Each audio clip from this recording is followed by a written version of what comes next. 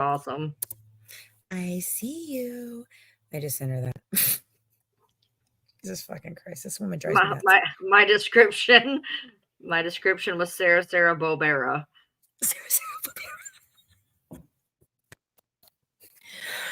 Okay, guys. So here's the deal.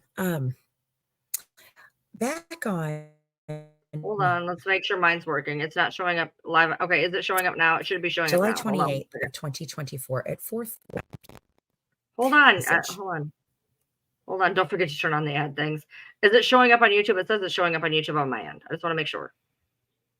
Okay, it's linked through. Okay, I can see it is. All right. All right. So, all right, you start with something. I don't know. We'll start with something. We don't even know what the fuck we're doing. Well, I know where I'm going to start. Okay, so All right. here we go.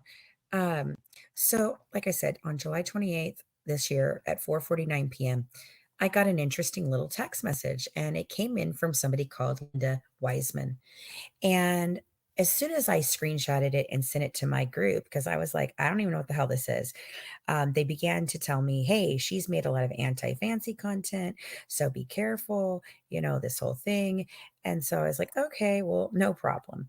I don't intend to interact with this person anyway. So not an issue. But she says to me at first, she goes, hey, I really need to talk to you about something, but I'm quite frightened of how you're going to respond or react. And you know what? I said, I don't bite. What's up? So I just wanted to see what she would say because I didn't even know who she was or anything else. I just knew she made anti-fancy content. People have been telling me. And she says, please hear me out. My mom was Sarah Jane Anderson. So first of all, I and my sister would like to offer you an apology if she caused you any harm. Our mom was not well mentally due to various things that happened in her life. Mom is now in a mental hospital receiving the care she needs. She liked your work, Fancy. She really did. When Pink Cat got involved with you, that really bothered her. Mom wasn't very good at getting a message across, but in her mind, she was trying to warn you about Pink Cat. So I beg you accept our apology. And I was like, hi, this is the first time I think I'm hearing the truth. Can you provide proof? And I'll be happy to clear her name. Obviously, I'm just like, all right, I'm going to bite for a minute here. And I said, and if it's true, I hope she is doing better. And I'm so sorry this happened. And she's like, well, what proof do you need? So I don't know if I'm going to walk through everything or if we're going to kind of skip forward. Okay. Go ahead. So at this point, Linda is okay. This is not going to go anywhere where you think it's going to go. This is when I said the fuckery. There's fuckery. Okay, this is not going to go where you think it's going to go. So Linda's getting a hold of her. Yada yada yada. I'm not in this, right? So I'm not in this. And then so at that point, like we had heard from Sarah. Yada yada yada. Everything was fine. And then we kind of just dropped it off. We had done our live, whatever. We dropped it off, and then Linda reaches out to Fancy. Does not reach out to me. Does not reach out to me.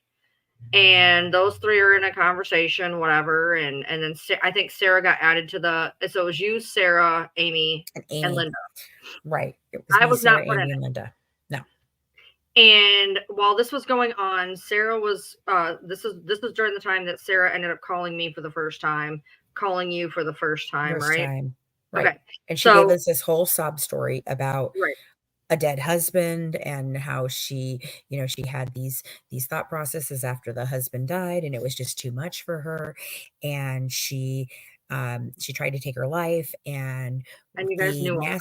and we knew all that, right? So then the nasty neighbor from next door supposedly comes into my live, tells me this whole thing, Helen Hunt. And then we've got, about, I think there's about 7 to 8 different personalities that show up randomly throughout this whole thing. Linda being the newest one. Okay. So we've dealt with Johnny. We've dealt with John Archer, who is absolutely not Johnny. Don't call him that or he loses his shit. Hold on. Hold on. Fost Gray, we love you. Sarah Jane Anderson is a hoax. You should focus on Pink Hat Sarah. Just sit around. You'll see what's going on.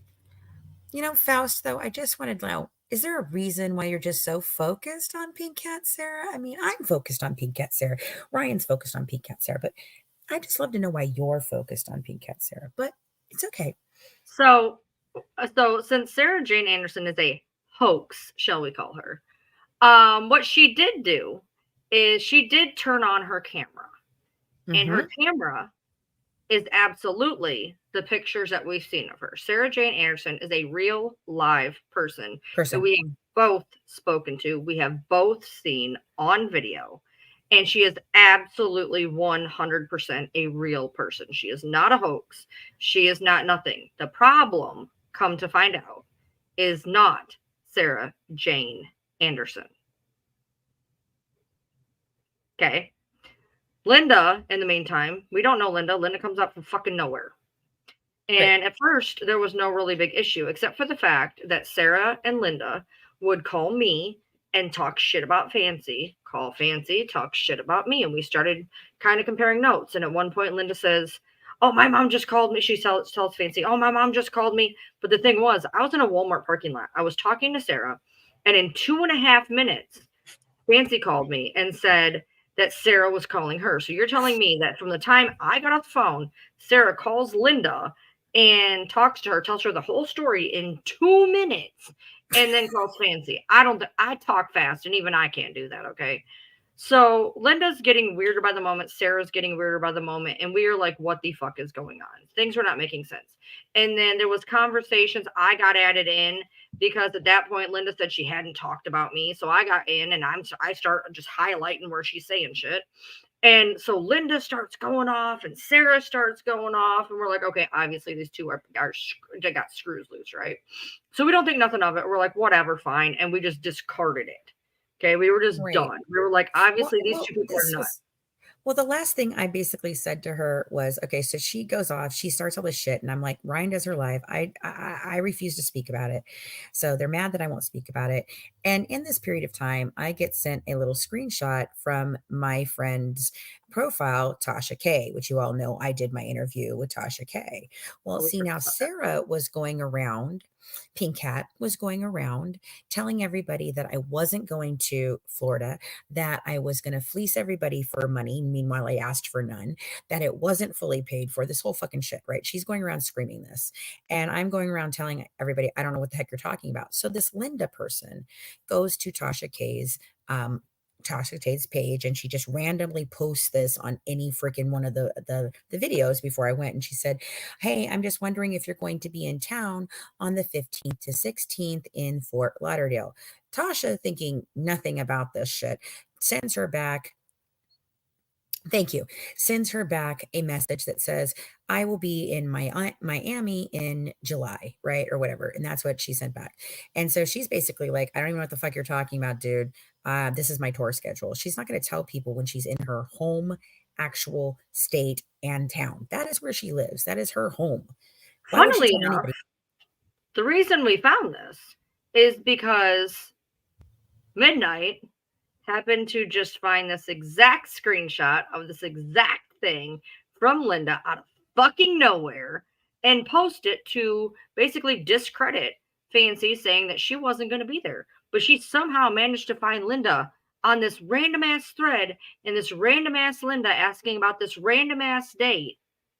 That Hmm. Sarah was just totally that Pink Cat was just totally random ass obsessed with, and telling everyone that Jane, the court reporter for our court case, was lying to me and she did not trust her. And yes, we absolutely had to be in town in Missouri on the 17th. So there is absolutely no way I could possibly go to Fort Lauderdale and then end up in Missouri one day later. And I'm like, that's because I don't have to go to Missouri. I've already told you this, you dumb fuck. I don't know why you aren't listening to me. Well, I don't trust her. Well, I'm sorry that you don't trust her. Perhaps speak to the public defender you were provided. I don't know. I'm not having the same problems you're having. So, So, I, so on so August 3rd, no, here. So I talked about that. So on August 3rd, I tell her I left the group because I will not entertain this nonsense any further. I was trying to give you the benefit of the doubt. What you are doing is an international suicide hoax, and I'm going to expose it just like I exposed the Blanchards and all their minions. You are irrelevant to me or this case. You have done nothing but cause drama and stir up shit. Why did you come forwards now? Nobody was talking about this. Nobody. Because we all know that whatever fuckery this is and whoever is involved, you need serious mental help. Please stop all communication with me or my team today. Do not contact us again. We would be turning this over to our state's attorney because we have been accused of murdering your mom. Your pathetic, sad, stupid attempts are over. Cease all communications or further action will be taken. I assure you, we are not the ones. You tried to play me and Ryan one more time and it didn't work. Sorry, not sorry. You don't have the mental capacity to keep tangling with us. Clearly, you are unwell. Please get help. And so she basically comes back and she's like, well, I'm not playing you. Why can't you just believe what I'm saying? And I'm like, ha ha ha. Okay, Sarah.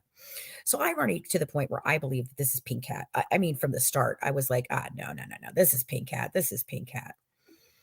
So go ahead, Ryan. All right. So in the meantime, so now Linda, for some reason, decides she's going to start reaching out to me and driving me insane. And after I pointed out that she did call me all these names, et cetera, et cetera, et cetera.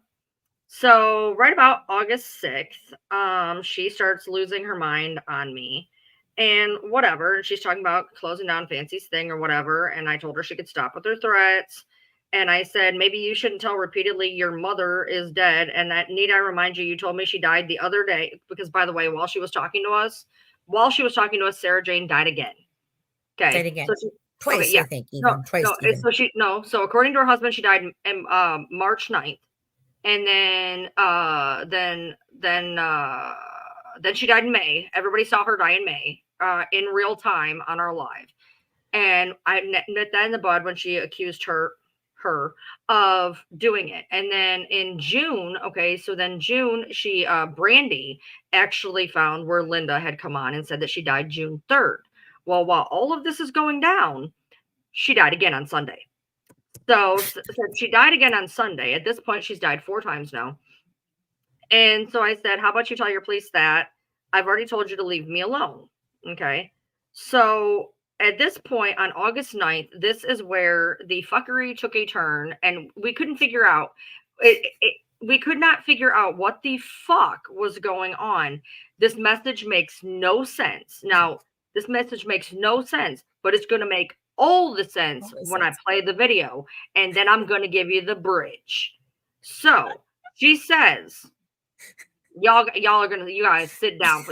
This is not go anywhere where you thought it was gonna go, because this is a level of fuckery even I can't even imagine.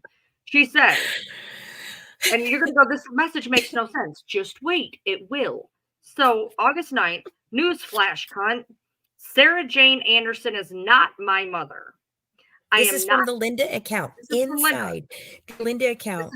To all of us. On Linda's account. To all of us in a group chat. To all of us in a group chat. No, this one's to me. This is just that to one's me. To you? Oh, she sent the same one to the group chat. She sent the same one to the group chat. Well, okay. Well, I sent it there. Anyways, so listen. Okay. August 9th. Now this message is gonna make no sense, and then it's gonna make all the sense. Newsflash, cunt. Sarah Jane Anderson is not my mother. I am not fucking related, nor do I fucking know the stupid bitch.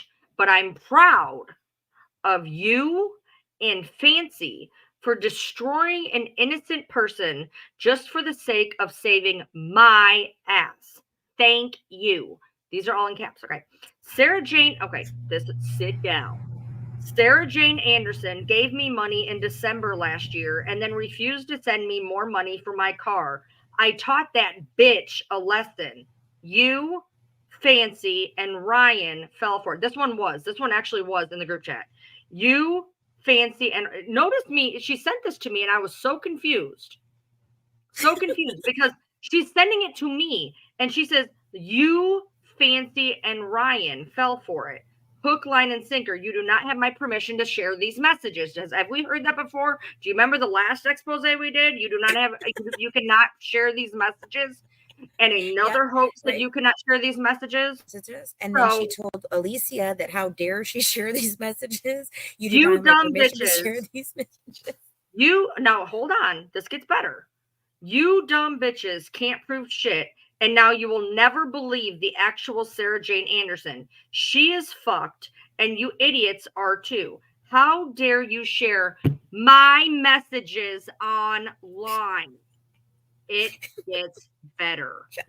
So she says in this random ass fucking message that made 0 sense at the time until we get the video I'm about to play you.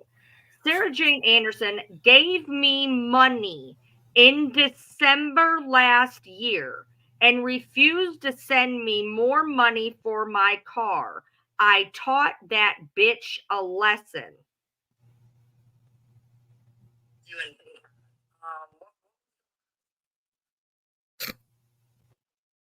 Is that the? Do we need the next page? She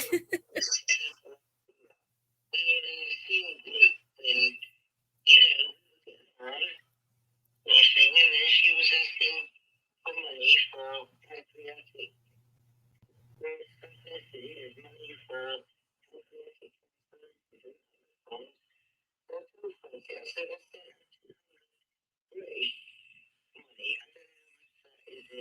Yeah, they can't hear it. They can't hear it.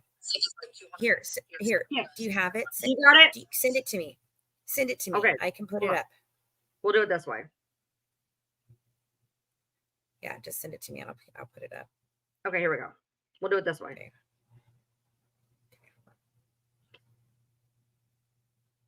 All right, we're sending. Hold on. Okay. Where'd you send it to? I sent it to your actual Facebook. Just me? Okay. Yes. It's sending. Give me a minute. Okay. Okay, no problem. I mean, there is okay. So I sent you me and hers conversation, yours and hers conversation. The screenshot showing that Linda was the one who captured the video that is the bridge and then the bridge. Okay. So we're waiting. It's still sending. Yeah, it hasn't come through yet. I was going to say. I'm going to go grab a drink of water or something. Okay, we're going to try to do it this way. Hold on. Okay, it's saying that they're sending. Give me 1 second. They're almost through. There's only one more left, guys. Yeah, this was elaborate. There was a brother, there was a sister, there was everybody under the fucking sun. We had at least 8 or 9 different profiles attached to Sarah Jane Anderson. Okay. What you guys are gonna be able to hear in just a second. Okay, they just all sent. Perfect. When she comes back, she'll be able to play them. All right. Almost threw up. Anyway, so I just read you guys a message that makes 0 sense. Okay. Why is she saying she's not the mother? Why is she talking about getting money? It wouldn't get money for a car. Like none of this made any sense. Right. And so, no, Sarah Jane Anderson is somebody else. Oh no, it gets way crazier. Wait till you guys hear this. This is fucking weird. This is fucking weird. And this actually goes back to the last expose we did. Okay. All right. They're all okay. So play the 36-second one first. Gotta get my plan. Okay, hold on. Where did I do present? Okay, so which one is the 36-second one? It looks like it's the Discord logo with I think it should only be 36 seconds long. Is it the one with the B in the middle? That one? Yeah, it's upside down. Hold on. Okay. Oh, try to play that. Okay, hold on. Let's see here. Yeah, Sarah Jane Anderson and Pink Hat Sarah are 2 different people. You're gonna find that out real quick. Okay, so here we go. All right, that one. Yeah. Let me unmute it. Go into her mom's Facebook. Okay. Well, that makes sense. All right. So we've got her health. You send her this money. She starts working with Hold on. Let me go back. Go into her mom's Facebook. Okay. Well, that makes sense. All right. So we've got her health. You send her this money. She starts working with me. And I went quiet with her for a month after we sent that money. And then it was sort of like January time, she was asking for more money for something to do with her car. And I said, I just can't do it. I've not got the money, I can't do it. And that's when everything spiraled. Oh, okay. Think that's herself. Go into her mom's Facebook. Okay. So now. Well, that makes sense. Got her health. Okay. She tells Fancy this weird story, right? Okay, hold on. Just hold on. You'll be able to hear my clip better. You're going to be able to hear my clip better. Look at the one that's like brown. It's just brown. It's not a computerized voice. It's the way it's recorded. I promise you. All right, this is the one. Okay, so 1 minute and 38 seconds. Yes. So Linda messaged me and said she was not Sarah Jane Anderson's daughter. That Sarah Jane Anderson had refused to send her money for a car. Now listen to what Sarah Jane Anderson says to me. Go. Oh, hold on. It was a tie with you and Pink Hat. What was going on with you and Pink Hat? I told Francie, the first time I had any connection with Pink Hat was December last year. We were in the same group and, you know, we were getting on, sort of thing, and then she was asking for money for pancreatic cancer or something. She needed money for pancreatic cancer and she didn't have the funds. So I told Francie, I said, I sent her 200 British money. I don't know how much that is in US dollars. I think it's like 250 or something. You guys ain't that much lower than us. Yeah, and then January came and she wanted more money, was asking me for more money for a car or whatever it was. And I says, no, I can't do it. Right. I can't send any more money. So you never talked to her before December 2023? No. And I mean, I'm not meaning to be any kind of way, but when you reached out to Fancy, or hell, even me, I mean, when you first reached out to Fancy, I mean, wouldn't it have been like, oh yeah, you know, I know the person that you're working with? No, I just got vibes from when I sent her money. She was all nicey. Mm-hmm. As nice as you can be. Right. And then when she asked for more money, and I said no, the tables turned. And I saw an ugly side. Well, right, but why didn't you try to warn Fancy that then? It was a tie with you and Pink Hat. All right. What? Okay. So, all right. So for people that are confused right now, again, Sarah Jane Anderson, the British woman you are hearing, okay, the British woman you are hearing, her daughter got a hold of us, and then her daughter was going on a fucking tirade in my messenger saying that she was not Sarah Jane Anderson's daughter, that Sarah Jane would refuse to give her money in December for a car. And we had no idea what the fuck she was going on about. And she said, because it was in a group, and there was basically only whoever left. And she said, you, Fancy, and Ryan are going to look like idiots, and no one will ever believe Sarah Jane Anderson. We had no idea what that meant. No idea. I thought she was insane. So then a little bit later, Sarah Jane decides to call us out of fucking nowhere. Okay, she decides to call us out of fucking nowhere. And she tells us this story about how she met. Isn't that where she said she needed 90 minutes to be able to call before she could call? Right, because her daughter had her phone. Yeah. So, and it's clear that the daughter is in both accounts during this whole thing. Right. It's very clear. Right. Very clear. So she said that that Sarah Jane Anderson met Sarah Pink Hat Anderson in a pancreatic Facebook group. And Sarah Pink Hat asked Sarah Jane for money in December of 2023. And she gave her $200 in American money. And then when Sarah asked her for money for a car in December, which is exactly what the fucking text message said to me, she said, no, I can't do this. And so now we're like, okay, so how is Sarah Pink Hat in Sarah Jane's daughter's Facebook? And we could not put the two together. It didn't make any fucking sense. How is Sarah Pink Hat in this woman's messenger? Now, in the meantime, show the screenshot. There's a screenshot. Okay, which one is it? It's just the screenshot. Okay, if you look, it's going to be really hard. Can you blow this up at all? Maybe. Hold on, let me see if I can make it bigger. No, it's not. Okay, so anyways, what you can see is there is a video. There's a video. We're gonna play part of that video. But the video, Linda sent this. Linda sent it. It says Linda. She sent it. She recorded it. Okay. She recorded it. You're gonna have to go to the next clip. There's a 20-second clip of that video. Linda recorded the video. Watch up on top. Hey, hold on. Get in the box. Watch up on top, though. Come on. Get in the box. Come on. Hey, Tori, how you doing? I couldn't find you to tag you in my video. I'm sorry. All right. Sarah, get in the box. Let's have a talk. There. Linda recorded this and I was having Pink Hat come up in my live to call her out on her bullshit. Okay, Linda recorded this, and up there is Sarah Pink Hat messaging her while she recorded it.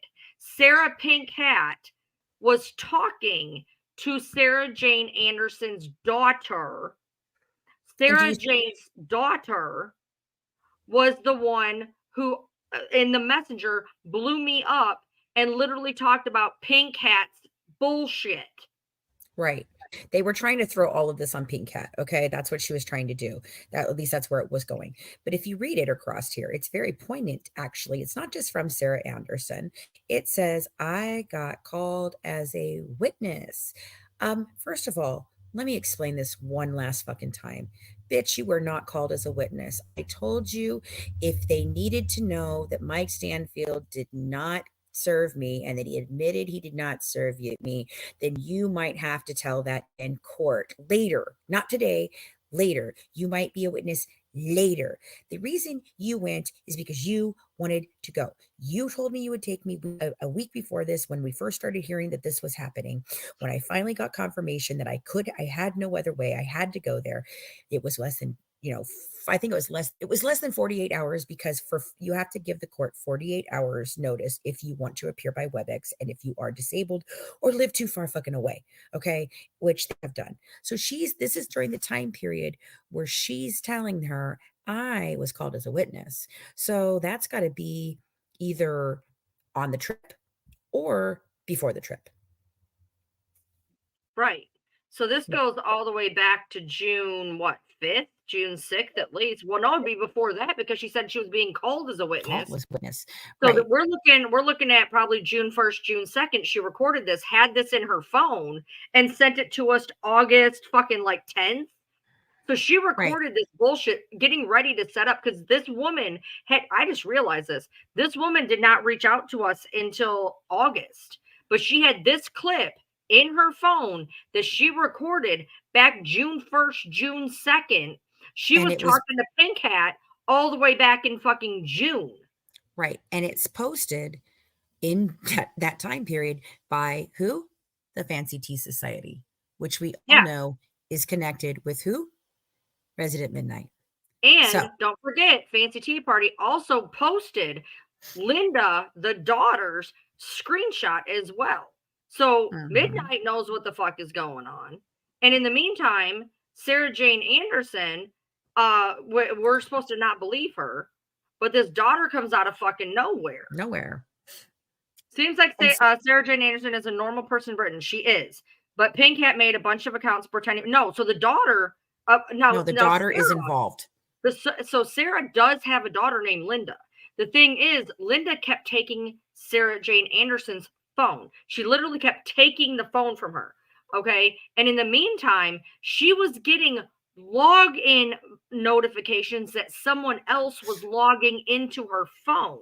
And while this was happening, I get a message that makes no sense from Linda, the daughter's account, saying she's not the daughter and that Sarah wouldn't give her money for a car in December. And then Sarah, not knowing we got that message, tells us the story where Sarah Pink Hat had asked her for money in December. She gave it to her. Then she asked for money for her car in December and she refused to do it.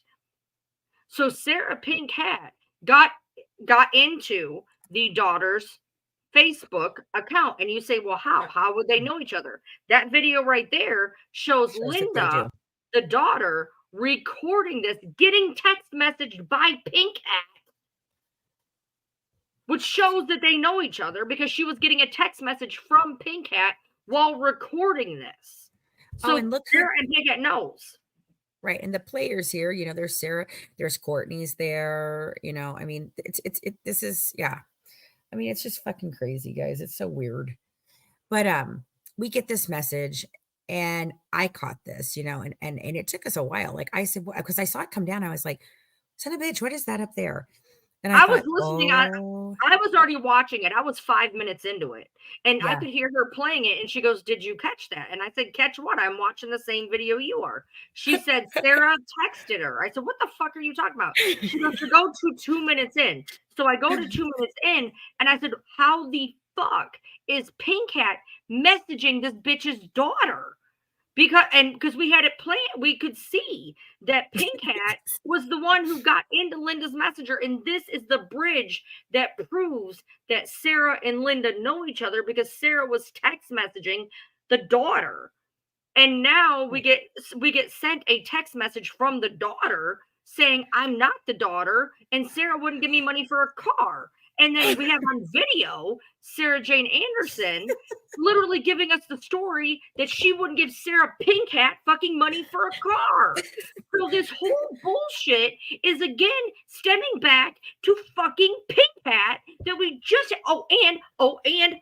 and don't forget, she also messaged me and said, Linda said, hold on, let me find it. Hold on. I know. I She made can't the look through my comment phone. I'm so pissed. after that, at 9 o'clock, on August 9th, y'all can go back and look. We did Exposing Pink Hat August 9th at 4 fucking o'clock. At August 9th at 9:09, Linda, the daughter, after she just told us she's not the daughter, says this: "You dumb bitches can't prove shit, and now you will never believe the actual Sarah Jane Anderson. She's fucked, and you idiots are too. How dare you share my messages online?" We had Right. just sent all of her fucking messages out online 3 hours earlier. And we never 3 hours. posted anything from Linda. We had not posted any Lindas, We hadn't talked anything to about Linda. do. We had No, never not at mentioned all. Linda. We had Right. never mentioned Linda ever, not once, in all this Okay. Sarah shit. And I want you guys to understand. So there is a chat with me and Amy and me and Mac and Ryan and Sarah Jane Anderson. And then there is a chat with me and Ryan and Linda Wiseman. And then Linda ends up getting added in with her mother because Ryan's like, you know what? Fuck this. We're bringing your daughter in here because they were just running us in circles. It was just No, it Sarah was Jane would say something. originally you, Amy, Sarah, and Linda. You added me Oh, when that's she right. said that she didn't call me a cunt, and I Right. came in with like 15 text messages, and that's when it went to hell. Oh, Because then she started spiraling once she was caught. Right. So Sorry, then, guys. It's a little complicated. yeah. So So that's the listen to. I think that's the listen to me, Linda, right, chat? Is that the listen yeah, to me, that's Linda, the or is it listen the to no me, Linda Linda? chat. We have two. Listen to me, So literally, Sarah Jane Anderson is a real ass person. We have seen her. She talked to us on video camera. Okay. So several times now. She's telling us this. And she doesn't even realize. She just says, she goes, "I want to tell you guys," she goes, "I met Pink Hat in a Facebook group in 2023 in December. She asked me for money for her pancreatic cancer, just like she did Alicia with the fucking computer.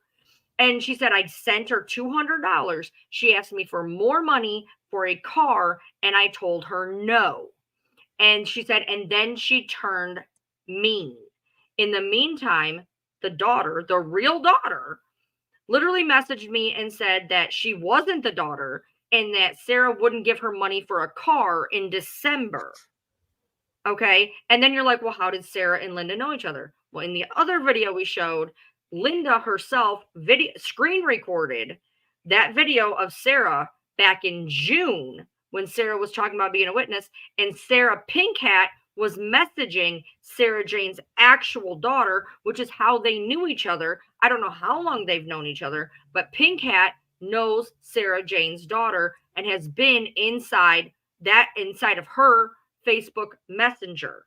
And then while that's going on, Linda was blowing up both of our text messages tonight while I was on live, threatening us as she does. She was threatening us the entire time. Wait, here's where she tells us that her mother dies. So she says, you all think you're clever trying to look like this is mom's account, but by putting her in the group chat above. So now she's trying to allege that the account so when Linda messaged me, I told her, she's like, can you unblock my mom? Can you? I said, well, you know what? Your mom I said, your mom you need to tell me exactly which profile I'm unlocking. And she's like, okay. And she went through this whole thing and I unlocked that profile. And she messages me from that profile and she's telling me she's going to go see her mom, this whole fucking thing. Da, da, da. I can't believe this. We're going to get through to this. Oh my gosh, I can't believe it. All right. So fast forward, she's now accusing us of creating a Sarah Jane Anderson account that she personally unlocked and spoke to me in. And she's saying that we're putting her in that group chat. So then I don't answer her. So she goes, right now, let me make this very fucking clear, you pieces of cunt shits. She really likes those words. My mother just fucking killed herself. So well fucking done. I'm not even joking. This is fucking serious and it's down to you lot. Oh, hey, we saw that word today. I reached out to you not even a week ago, and you fucking cunts turned it into a fuckery shit show, which I want you guys to understand something. Ryan is the only one who went live. I have not done anything with this. I don't even know if we did talk about it a little bit in the live that we did early morning, but we weren't covering that. We were just fucking showing the shit. I have not covered this at all since this woman reached out to me. I've said nothing. With Linda? Or was Sarah? Because you did the one, Linda. the many lives of Sarah Jane hoax or whatever. You Yeah, did but that was a long time ago. Okay. Yeah, that was a long time ago. That's not since Linda has been talking to me. So, and I don't think I have. I mean, I could have, but I don't think I have. There's a lot been going on, guys. I could be wrong. But anyway, she's I reached out to you not even a week ago, and you fucking cunts turned it into a fuckery shit show. We will have every video taken down in relation to mom, and that is a promise. How fucking dare you? And yes, Ryan is a cunt, and so are you. We will be taking this further. I can promise you that. So I get that. And so, we start getting messages at that point from Sarah's phone of Linda saying she has Sarah's phone and blah, blah, blah. And we did this and we did that. So Linda can absolutely use Sarah's phone at this point. And so then we started getting the weird messages from Linda on Linda's profile. And then we got the weird one, Pink. Yeah. Oh, here's one more where she told you, go fuck yourself, Ryan. Mom killed her fucking self 3 hours ago. Yeah. Of course we have her phone. Now go fuck off. Of course I'm messaging on mom's phone. So it's going to be a fucking host. Fuck off. And then she says, do not blow this phone up with this shit. You bunch of idiots on YouTube and TikTok are pathetic. Fancy's videos are not fucking visible in the UK at all. Just fuck off. If there's something wrong with you, hold on. I'm just going to go respond to your daughter. Oh yeah. Oh no. We're gonna talk about that. So then Sarah Jane, now Linda is on Sarah Jane's phone, and she says she's gonna go contact my daughter. She says it twice. Who else loved to contact my daughter? Who is following my daughter to this day? Who showed me all 27 videos? Who sent them to Natasha Cooper? Who then dragged me to Natasha Cooper's live on Twitch, which I've never even been on, told me to create a fucking profile so I could see this because I just had to see it. And then every time I wanted to leave the live because I just didn't want to watch them anymore because they're painful to watch. I'm sorry. For both parties, they're painful to watch. And she's like, no, you have to see this. You have to see who she is. And I'm like, okay, fine. So Linda tells me she's going to go talk to Ember. She says this twice, that she's going to go talk to Ember, which, Pink Hat loved to fucking say that. Pink Hat is still following my daughter. Okay. Here's another one. Message me on my account if you have anything relevant to say. This is mom's account, and we are taking her phone to the police in the morning. Oh, I'm sorry. You get confused. It's Linda Wiseman. Tell Fancy hi to her alter ego, Mike Henderson 187. So now she's throwing... Oh, yeah, Mike just joined, by the way. Oh, hey, Mike. Nice to see you, dude. Yeah, you're the alter ego. So, you're the alter ego. So then tonight, what we have going on is at this point... Oh, it started. Well, it started this afternoon. At this point, now there was a phone call going on at 8 o'clock, just like I told you guys. I said there was a fucking phone call yet again because people want to keep me off alive. I was not on the phone call. Now, no. Sarah Jane Anderson is in a secure location that will not be disclosed.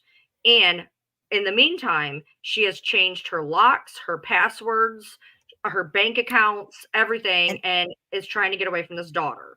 Okay, and there's one more story that goes with this before I can talk about what happens today.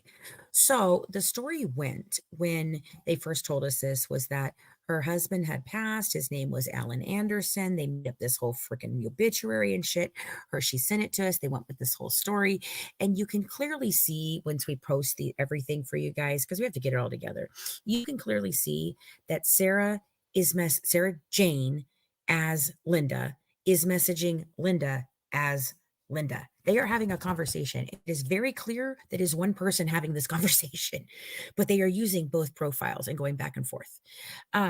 So the story goes about that. And so then she tells us, when she first calls us, she tells her husband did not die, that she just escaped a very bad domestic violence situation, and that she is now in hiding. And I told her I believe her. Amy believed her. Ryan has believed her.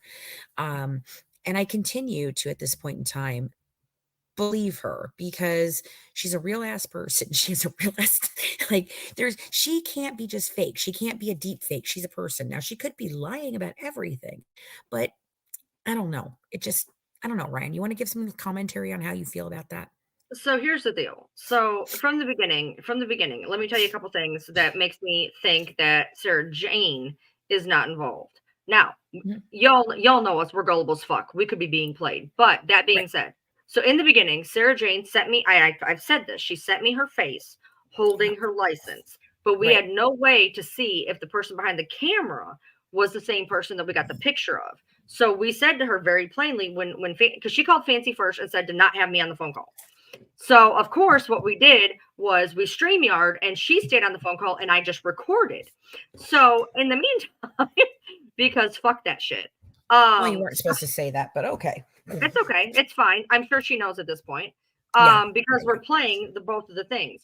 So she does that, and Fancy says, I need to see your face. So she shows it. Fancy's like, it's her. It's literally her. Like, what do we do? It's her. And she says, well, why don't you call Ryan? Now, at this point, Sarah had not wanted me on the call, but then she was like, okay, fine. So she calls me, and I have an entire long conversation. And at the end of it, I said, just so you are aware, I said, I am recording this call. And she said, I told you every time I've talked to you, you can record this call. I said, and just so you know, we are going to be talking about this. She says, I understand that. And I said, okay, I just wanted you to be aware. And not that I had to. I'm in Kentucky. I'm in a one-party state. I can record anything I fucking want to. But I wanted to let her know that yes, I had recorded it. Yes, I planned on talking about it. And yes, there was a fucking problem. And she was fine with all of that. And then we all got into a call together.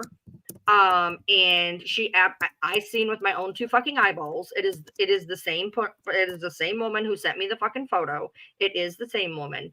Now, to speak to her, she is very believable. The biggest problem lies in the fact that she said that her husband was dead, and then she turned it around and said it was a domestic violence. However, she did send us pictures from her Ring camera with an altercation that happened between the two of them and the police, backing up her story that she was in this bad situation, and it was easier to pretend he was dead. Now, for any of you that have had abusive situations and don't want to answer any questions, sometimes it's easier to just be like, they're dead, because they're dead to you, so it doesn't matter.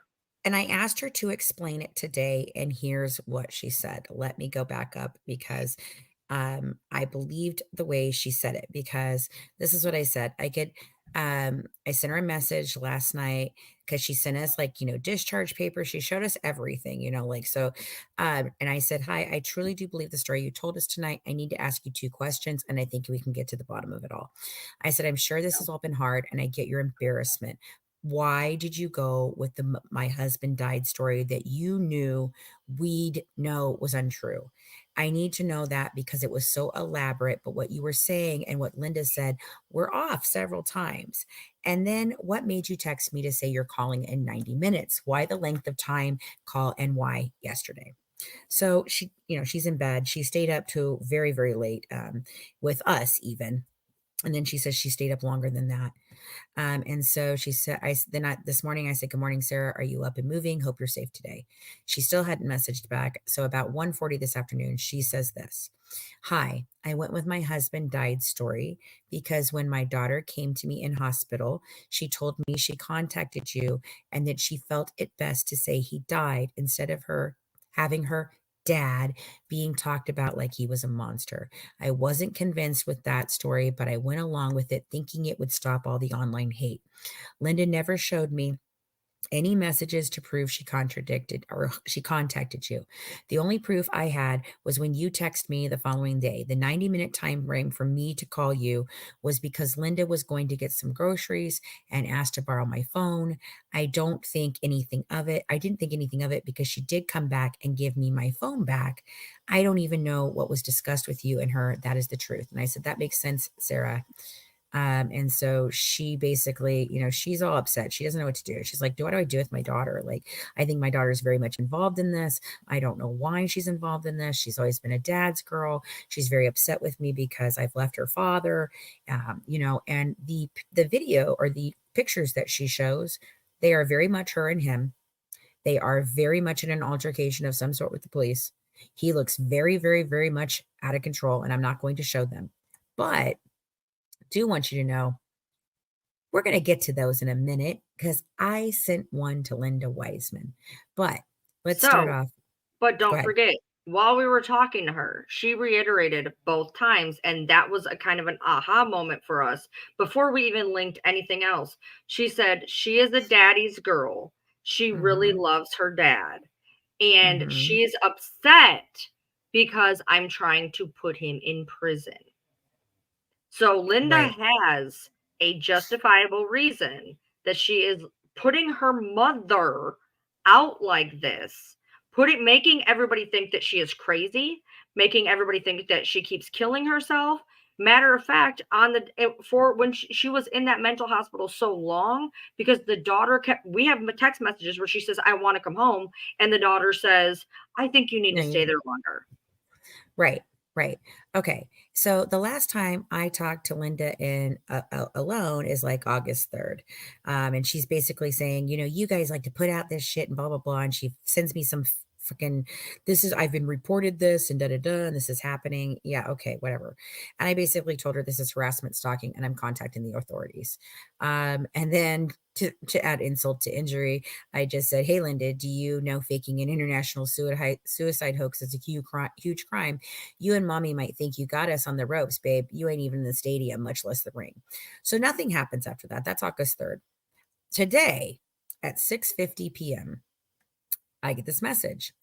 You lot. Now we know we've seen Lot before have fucked with me so much. And then the shit hits the fan because you thought it would be fun to further expose my mom.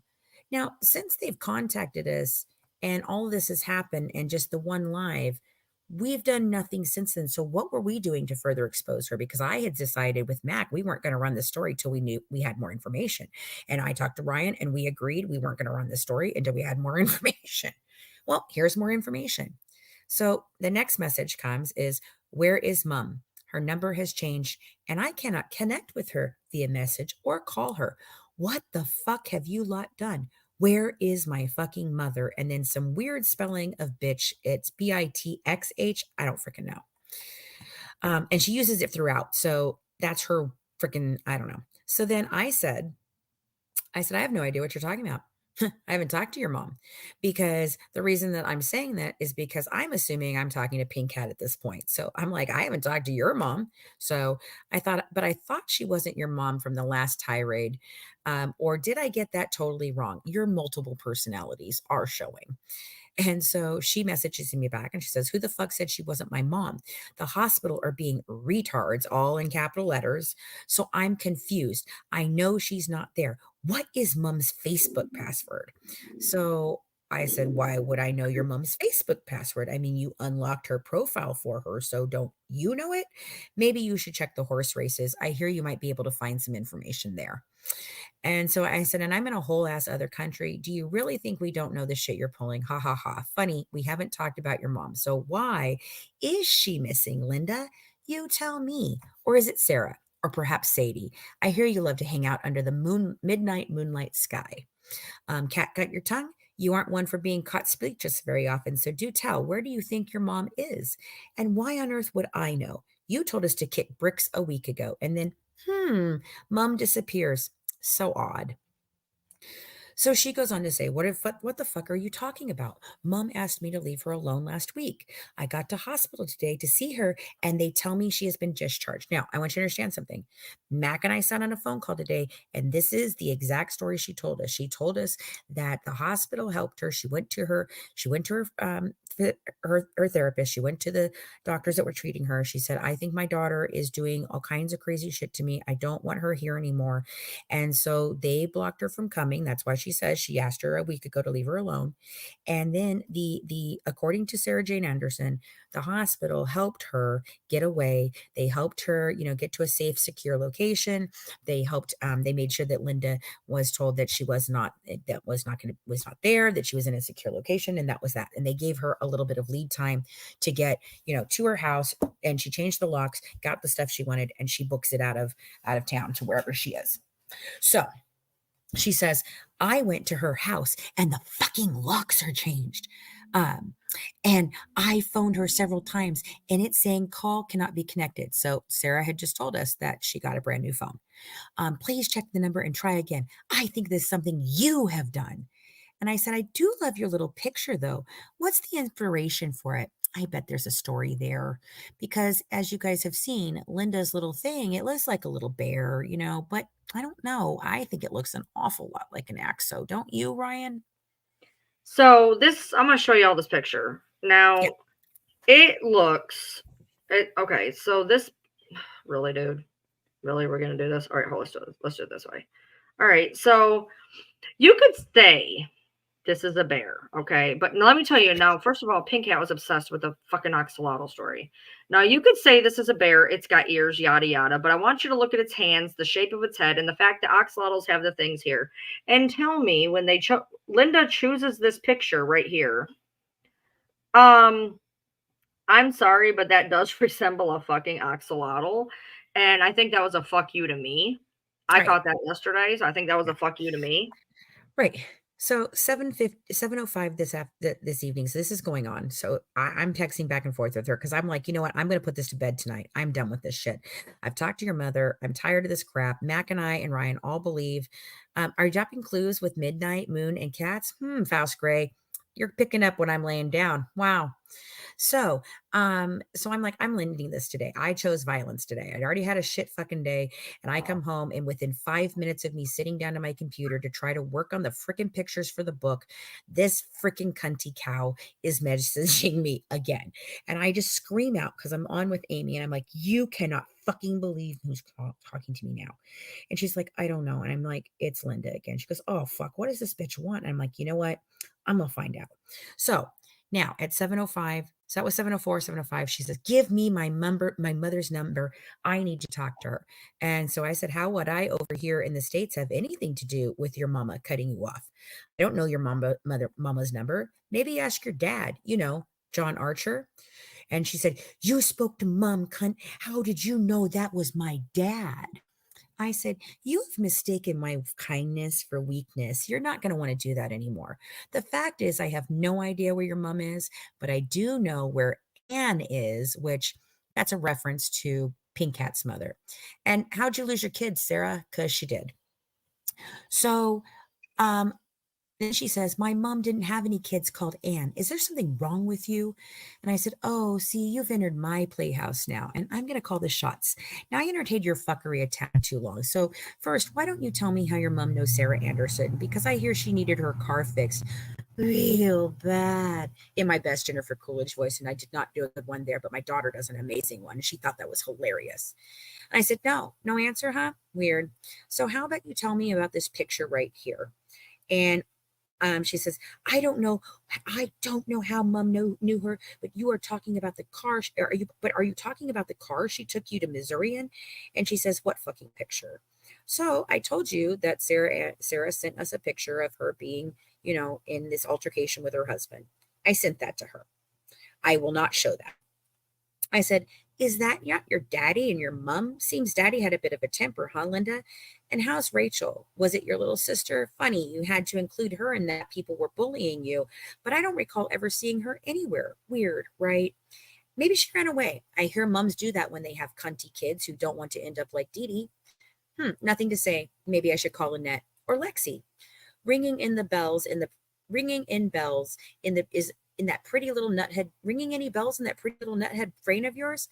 I'm sorry, wouldn't want to speak over you. Speak up. Oh, you do not want me to hear your voice, Linda? Because I tried calling her. I said, you don't have anything to say?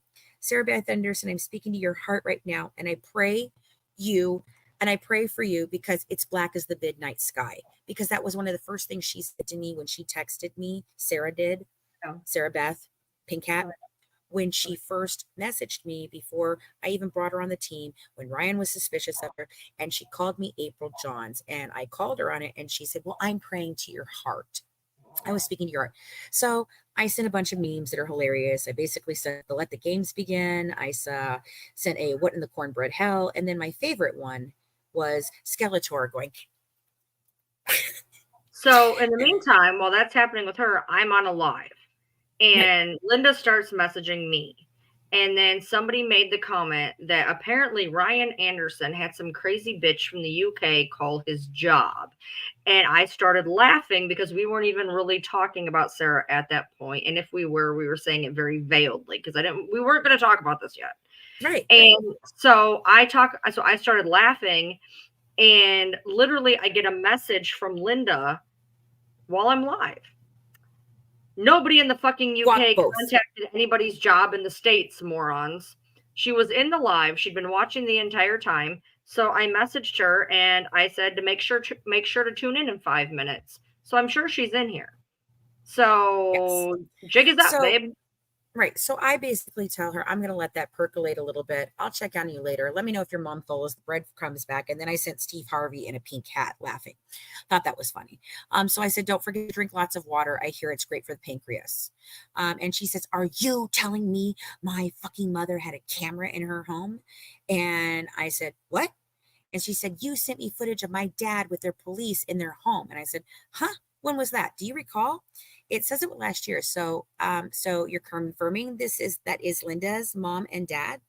I said, so you're confirming that is Linda's mom and dad? And she said, I'm not saying nothing more to you. I have no idea how you got that, but I can only assume it came from my mother. And I said, why would your mother give us that? I thought your dad was Alan and he died. Or was it mom who seems to have a real Lazarus problem going on? You might want to do some genetic counseling, make sure that shit doesn't pass down generations or anything. And so she says, I have nothing further to say to you. What the fuck is Laura's? Are you trying to be funny? Because I'm not laughing. And then I told her, oh, what a tangled web we weave when we first practiced as a sieve, Sir Walter Scott. And then I said, no, I assure you, I'm not laughing.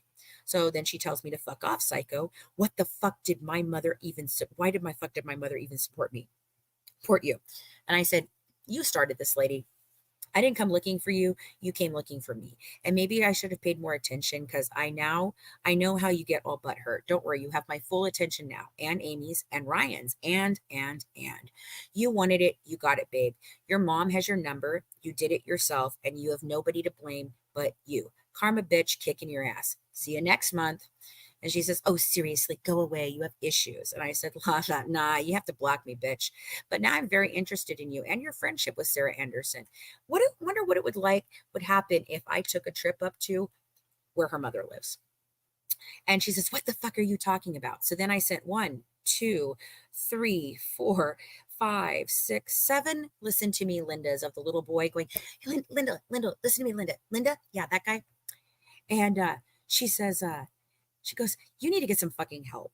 And I said, well, you first. You're the one with multiple personalities, multiple dads, and a mom that raises from the dead at will. Laughs out loud. And she goes, whatever. I said, can I show you something, Linda? Don't go yet. And she goes, oh, for fuck's sake, what? So I dropped the fucking the video of her talking to herself as Sarah Anderson on Ryan's Live. And then I sent a bunch of gotchas to drive her crazy. And then she says, and your point is, it's fucking Ryan Lee's live. So what? And I went, okay. And so she said, you need help seriously. So I sent her a little Taylor Swift that says, hey, it's me. I'm the problem. And I said, oh, I have got lots of help. Wouldn't you, Liz, love to know what's in my big old brain? And she said, not really, because I actually think you're all retards. I just love that she throws that word around. It's such a nice word. Don't you guys agree? And then she says, I wish I never contacted you. So I said, same girl. And I sent her a bunch of freaking funny things there. And she's all, fancy, for fuck's sake, get help. You are clearly unhinged. And I said, Sarah, for fuck's sakes, get a lawyer. You're going to need a good one. Don't trust your son to no backwoods Southern lawyer when the judge in the town's got stains on his hands. And so she said, what the fuck? So now you think I'm my mom? What is wrong with you? And I said, wrong, Sarah. And so she says, oh, please do elaborate. I'm curious. So I said, I think guess next year you might miss the Belmont and lose another $22,000 since you'll be in the clink. And I don't think that I honestly don't know whether she can go to jail for any of this shit, but I'm just fucking irritating her at the time. So she says, I said, how many times has mom died and risen these days? I've lost track. And so she says, fuck off. So then I sent her this rising little freaking woman from a coffin. And I said, the block button works real well, but then you wouldn't be able to tell me the next time mom croaks. And then I decided to send her the exact song that Sarah sent me because, Ryan gave me a song. Well, Sarah had to give me a song too, which was Wreck Havoc by Skylar, whatever the heck her name. And she says, I don't block people. I'm just fascinated by the lengths you will go. It's almost comical. So then I said, honey, we can do this all day. Gave you the soundtrack to your fucking hell that you brought in yourself. Have fun, fuck around, find out, die hard. She said, have you actually seemed, I love this, seemed professional help. So I sent a Mortal Kombat, finish them. She said, oh, go away for fuck's sake. And I said, you first. And then I sent her Pee Wee Herman saying, I know you are, but what am I? And then I sent her a bean saying, I know you are, but what am I? And then I asked her at 9:02 p.m., are we done yet? Asking for a friend. She hasn't talked to me for an hour and 12 minutes. And then she says, I'm going to contact the authorities. They will tell me where mom is. And I said, why don't you do that, Linda? I think that would be a lovely idea. Just remember to tell them you personally have stated about 6 times different death dates for your mom, and you helped orchestrate an international suicide hoax. So she said, I think I will. And I said, please do. And then I told her, how can I assist? Give them my number. I'll be sure they know about you and the text between you and Pink. You are an idiot. You are an idiot. See you in court, love. And she says, I have a legal right to see my mother. And I said, and she has every right to protect herself. She's an adult, like I assume you are too.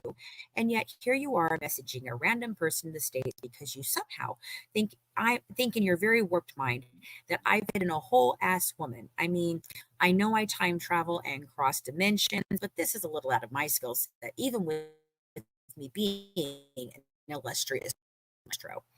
So I said, my mom never ever stopped her bank account or changed. Nice that she says bank account first, Ryan. You notice that? She's all about that bank account or change phone numbers and shit. And until I put her back in contact with you. Are you still here, Ryan? Yeah, I'm here. Did you go? Oh, you're there. Okay. Okay. I said, wow, funny that you're admitting this is all your fault. Thanks for taking accountability. However, I assure you, I don't know what fuckery you and Pink are playing, but guess what? I'm going to wreak havoc. You asked for this. Nobody cared about you or your friend. You're relevant if we make you relevant. So now run along with the adult while the adults clean up your fucking mess. I double dog dare you to contact the police. Any of them. Hell, I haven't got a chance to talk with Interpol yet. So thanks for the opportunity. And so then she said, I have nothing to do with Pink Cat. Haven't got a clue what you're going on about. Then she sends a message all in caps. It tells me my dad wants to talk to my mom. So then she unsends it almost. And then she sends it almost immediately. That's what I was trying to say. And then I said, for fuck's sakes, be so fucking real and go the hell away. I promise I won't utter your name ever once again. After I expose you for all this, I bet he does. And I said, oh, you didn't want that scene, honey? Too bad. Already screenshotted it. And then I told her she should take a nap. She should take a Xanax and have a nappy nap. And then I told her to allow me to assist. And I gave her the number that's the number for Cambridge Police. Just wanted to make sure you had it. I wouldn't want you to have to search for it in your weakened state. And then I sent her 10 top psychiatrists in Cambridge. And I said, this might help too. Please seek help. You are clearly not well. She sends back some laughing weirdo. And then she says, when I do catch up for mom, I'm going to tell her you've been making fun of her being in a mental hospital because that is what you're doing. Catch up with mom, I meant. I said, oh, honey, I wouldn't touch you with a 10-foot pole. You're the one who's panini pressed. And she says, why the fuck are you quoting Gypsy Rose, weirdo? I said, so are you admitting you are stalking mom?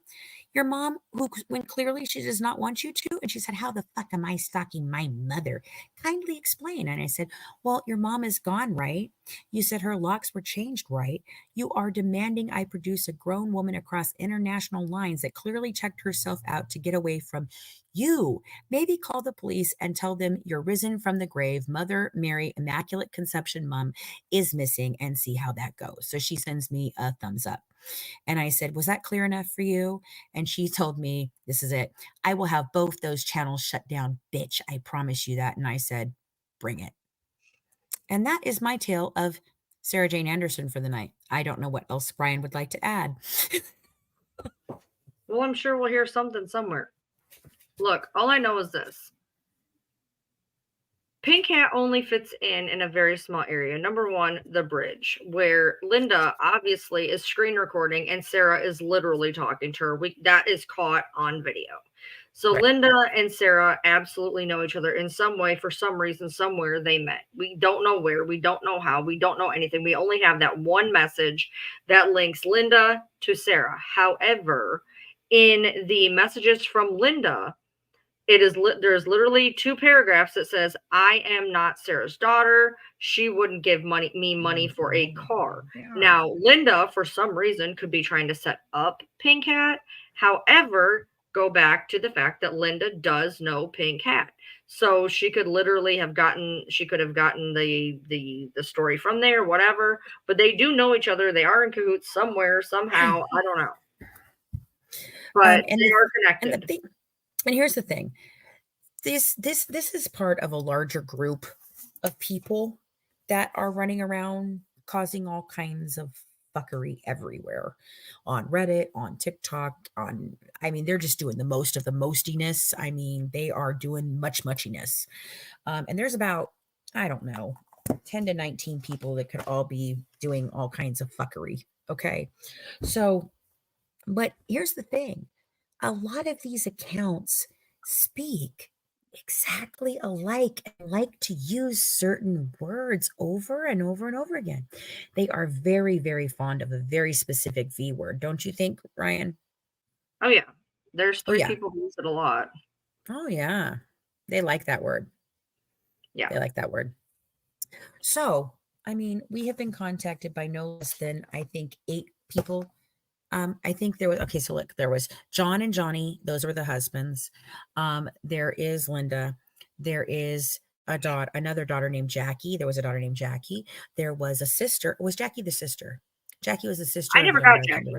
Okay, I got a Jackie. I think that was a sister. There was another daughter. She wasn't the right daughter. It's not the Linda daughter. Totally not the right daughter. There was a woman. There was Helen Hunt. That was her, neighbor. Yeah. So we're at John Archer technically contacted you. Don't forget about that. John Archer. So yeah, John Archer. So we've got. What were you saying about the one email address that it had to be a capital I? It wasn't Linda. It was Linda.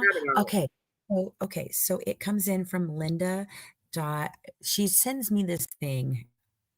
Let me go grab it. Hold on, because it's where it's the actual thing that she sends in supposedly to have criminal charges or whatever the fuck this is, some weird shit. Let me show you it though. I'm going to pop it up here on the screen because it's very interesting, and I caught it, and you caught the extra pieces of things on the original obituary that they sent, but I caught this little shitting thing here. So let me go up here. I gotta find it. It's loading. I'm sorry. My computer's being slow tonight. Go figure. I've only got 5,000 messages from crazy people. So, why is it not pulling up? Please pull up. Where did it go? Oh, and I forgot to tell her. I did say to her at 12 when we started this live, I see you. So, going back up here. Let me pull this up now that I'm in here. Okay, no. Okay, hold on. Amber, no. First of all, apparently you know fuck all about borderline personality disorder. That would not cause somebody to do what the hell she is doing. Okay, that's fucking insulting. Get the fuck out of here with that bullshit, man. That's insulting as fuck. Borderline person.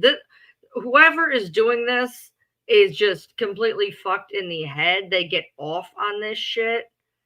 That's all it is. This is okay. not. Here we go. All right, let me put this up. Let me show you. Yeah. All right. So, oh no, that's not the right one, is it? No, hold I don't on. know. Okay, well, I this have is no one of the idea. ones. This is okay. So this is one of the ones that she sent me. It says, "Good afternoon, Sarah. Good afternoon, Sarah. You know, blah blah blah. There's all this malicious content and shit." They took down my TikTok. That TikTok has been gone forever. So God knows when this is from. She's like trying to just like come up with this random thing. I think it's in my email. Hold on, what I'm looking for, because I want to tell you how it goes completely.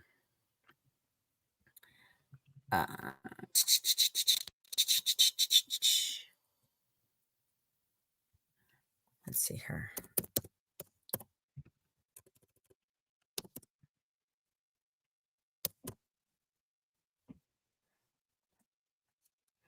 Where did I have it? Anyway, I don't know if I can find it. I know it's here. I've sent it to you guys. But instead of it being Linda.Wiseman or whatever the hell it is, what she ended up doing is it is a INDA dot whatever at gmail.com. Okay, so that's all in blue, but there's not an L on the beginning of it. The L is black, as if she just stuck that L in there so that it would look like it said Linda, but it doesn't say Linda and is not linked to Linda. It is actually Inda. Dot Right. Wiseman dot whatever at UK, and it is a UK address, but it's Inda, not Linda. Right. Inda. Weird, right? And you know, somebody asked, why are people doing this? I don't know. We don't know. Like I said on my live that I was having before I came here, I just want to know the whys of everything. What is the point? There What is the no point? point. No Hold one on. was even What talking about fucking her. What fucking Annabelle poem are you talking about? You are literally down here in these comments. Okay, first of all, you have literally sent a bunch of screenshots pointing to about 17 different people, probably trying to deflect shit off of yourself. I'm not really sure. Don't really know why you are literally trying to. How many people did they throw under the bus, by the way? Faust? Yeah. How many people Oh, did they throw under the bus? well, let's see. I mean, they threw a Well, whole bunch of people under the bus. let's see. The first message was Pink Cat Sarah is resident midnight or could be working closely with them. You need to pay very close attention to Pink Cat Sarah. And I said, thank you. We have these. So I'm trying to figure out what you're trying to illustrate here. Could you be less cryptic? And they said, you're not. Like You're they gonna are want, now. right. You're welcome. I cannot, as that will give my away too much regarding myself. Just know that you're definitely looking in the right direction when looking at Pink Cat Sarah. Oh, I don't think it's Faust that throws her. Oh, wait, no, there's way more. Oh, I forgot. So I said, thanks for the tip. We are well aware of who or what Sarah is. You stated on it, you had on good authority that you had tons of evidence. Man, who else contacted me and said she had tons of evidence? It starts with a T, ends with an A, and there is a he in there. Yeah. Can you please send me? Can you please send me the evidence? Thank you. So they tell me, no, I can't reveal my sources.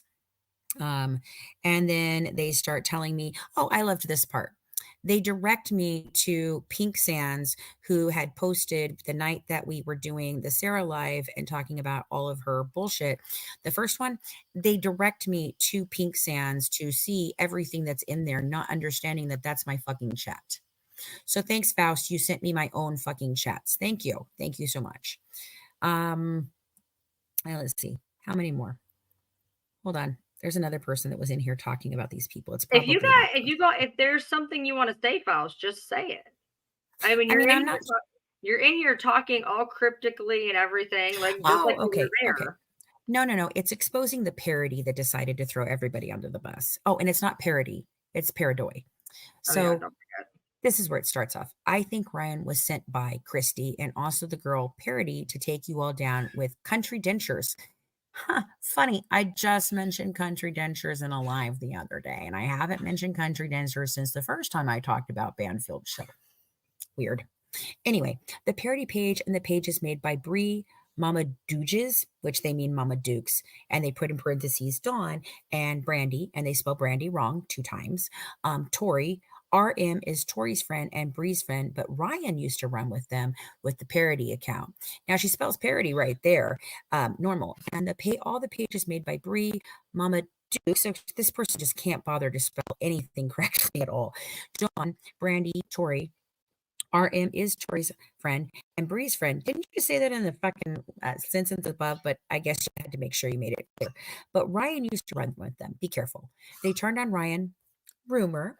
Festering Fancy was in Ryan's live on the 19th on YouTube, along with parody account She Knows. And then I said, thanks for the tip, Thea, or is it Pink Cat? Or maybe it's Brandy or Dawn. I mean, all you seem to run in the same circles for much longer than me or Ryan knew. It's not lost on me that I just ended a live with Ryan where we said all these things and connected them to Thea and others. And here you are trying to sway me the what's the matter? Are we not paying you enough? Well, it's about time. This is funny. It's time for SJA to show Hold up on. again. Halt. Guess who Faust is? They just told on themselves. Oh, who's Faust? They were talking about the fact that they know who Dun, dun, who Ryan's spy and her hobbies are. Somebody else came in and said that exact same sentence, Rainy Baby.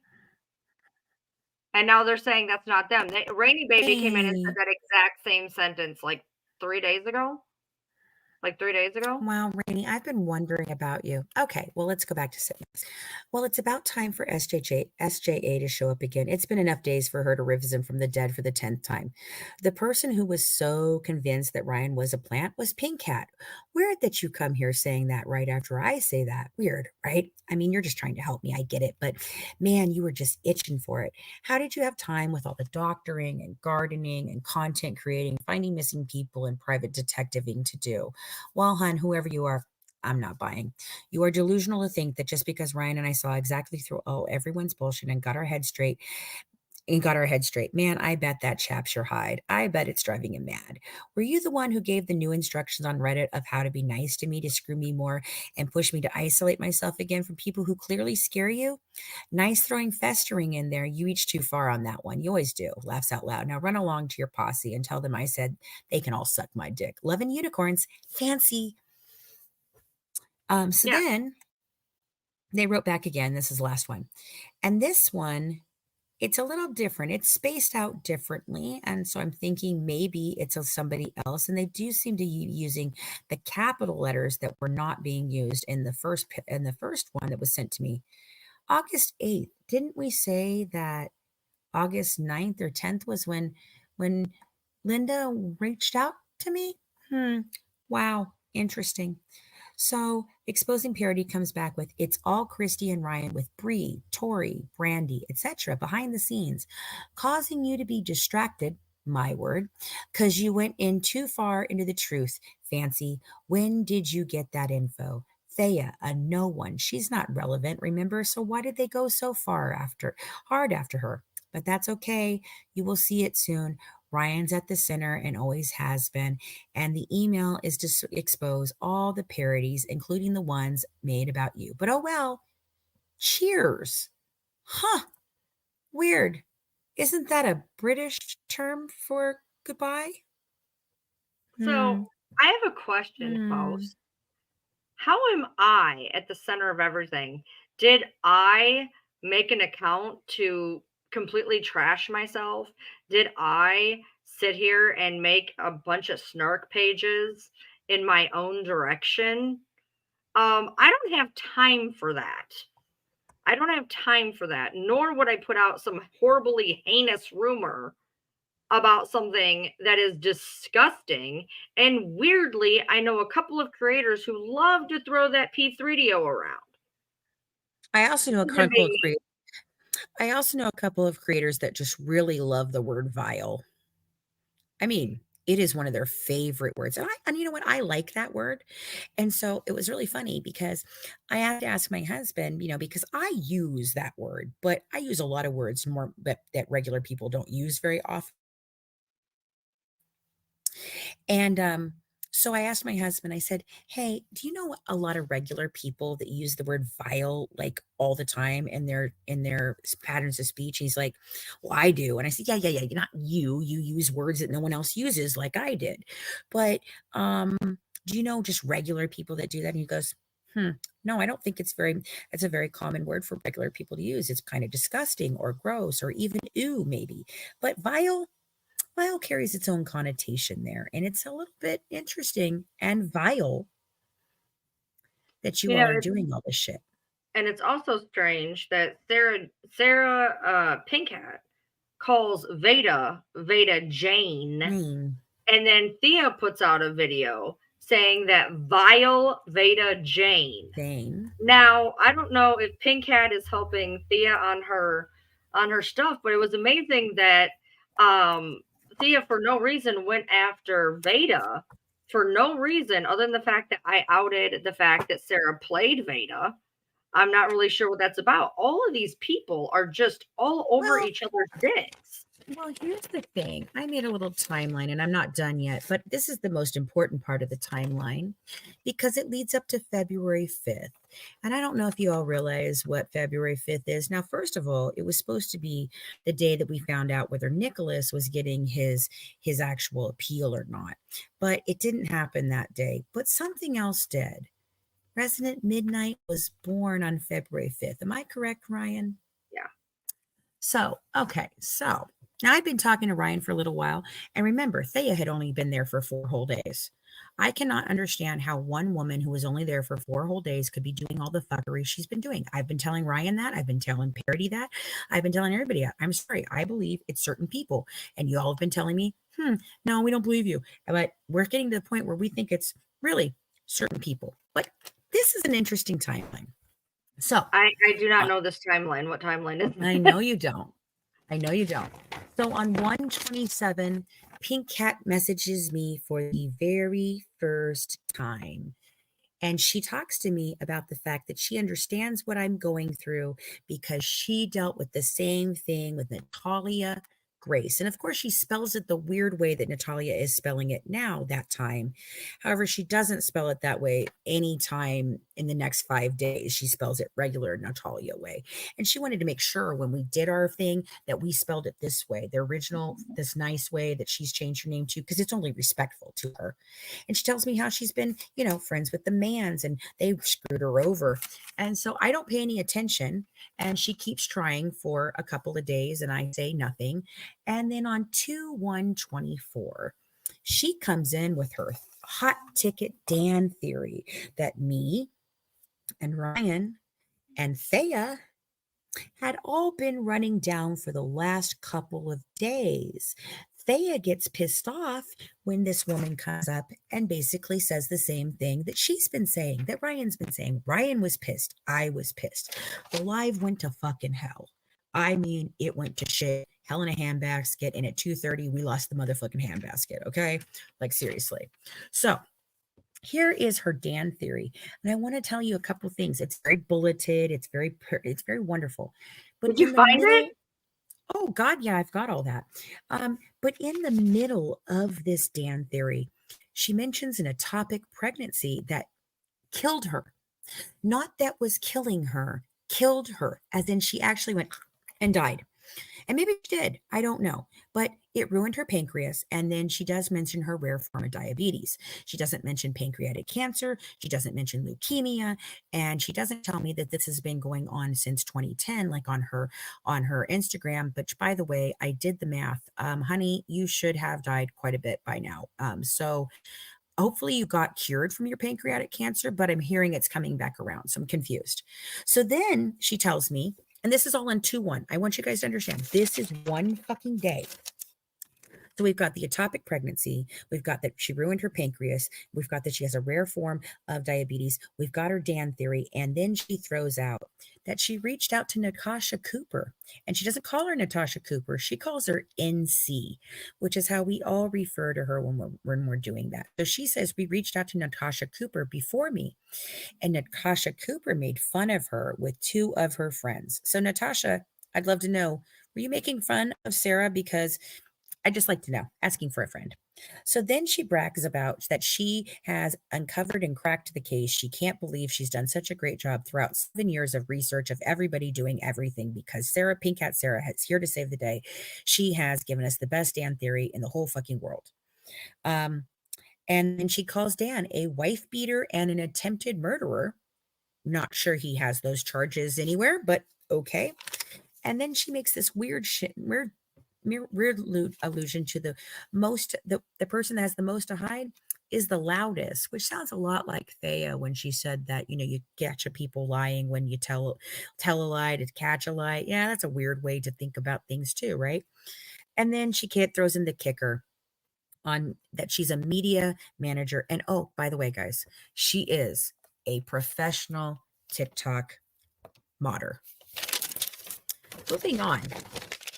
I don't entertain her for a couple days because I'm fucking annoyed and Ryan's yelling at me about it. And she and I are arguing about this because she was telling me, fucking Pink Cat, funky Pink Cat, you cannot have this woman. She's freaking crazy. And I was being me and I was not listening. And I was very angry about the whole situation. And Ryan was frustrated. And it's really the downfall of everything that happens from here forward. So on 3-3, she calls me April and she says that she sees me. And then she begins talking about Natalia Grace again. And then she says that 48 hours after she brought forward the Dan info, that she thinks it's very interesting that the Dan files and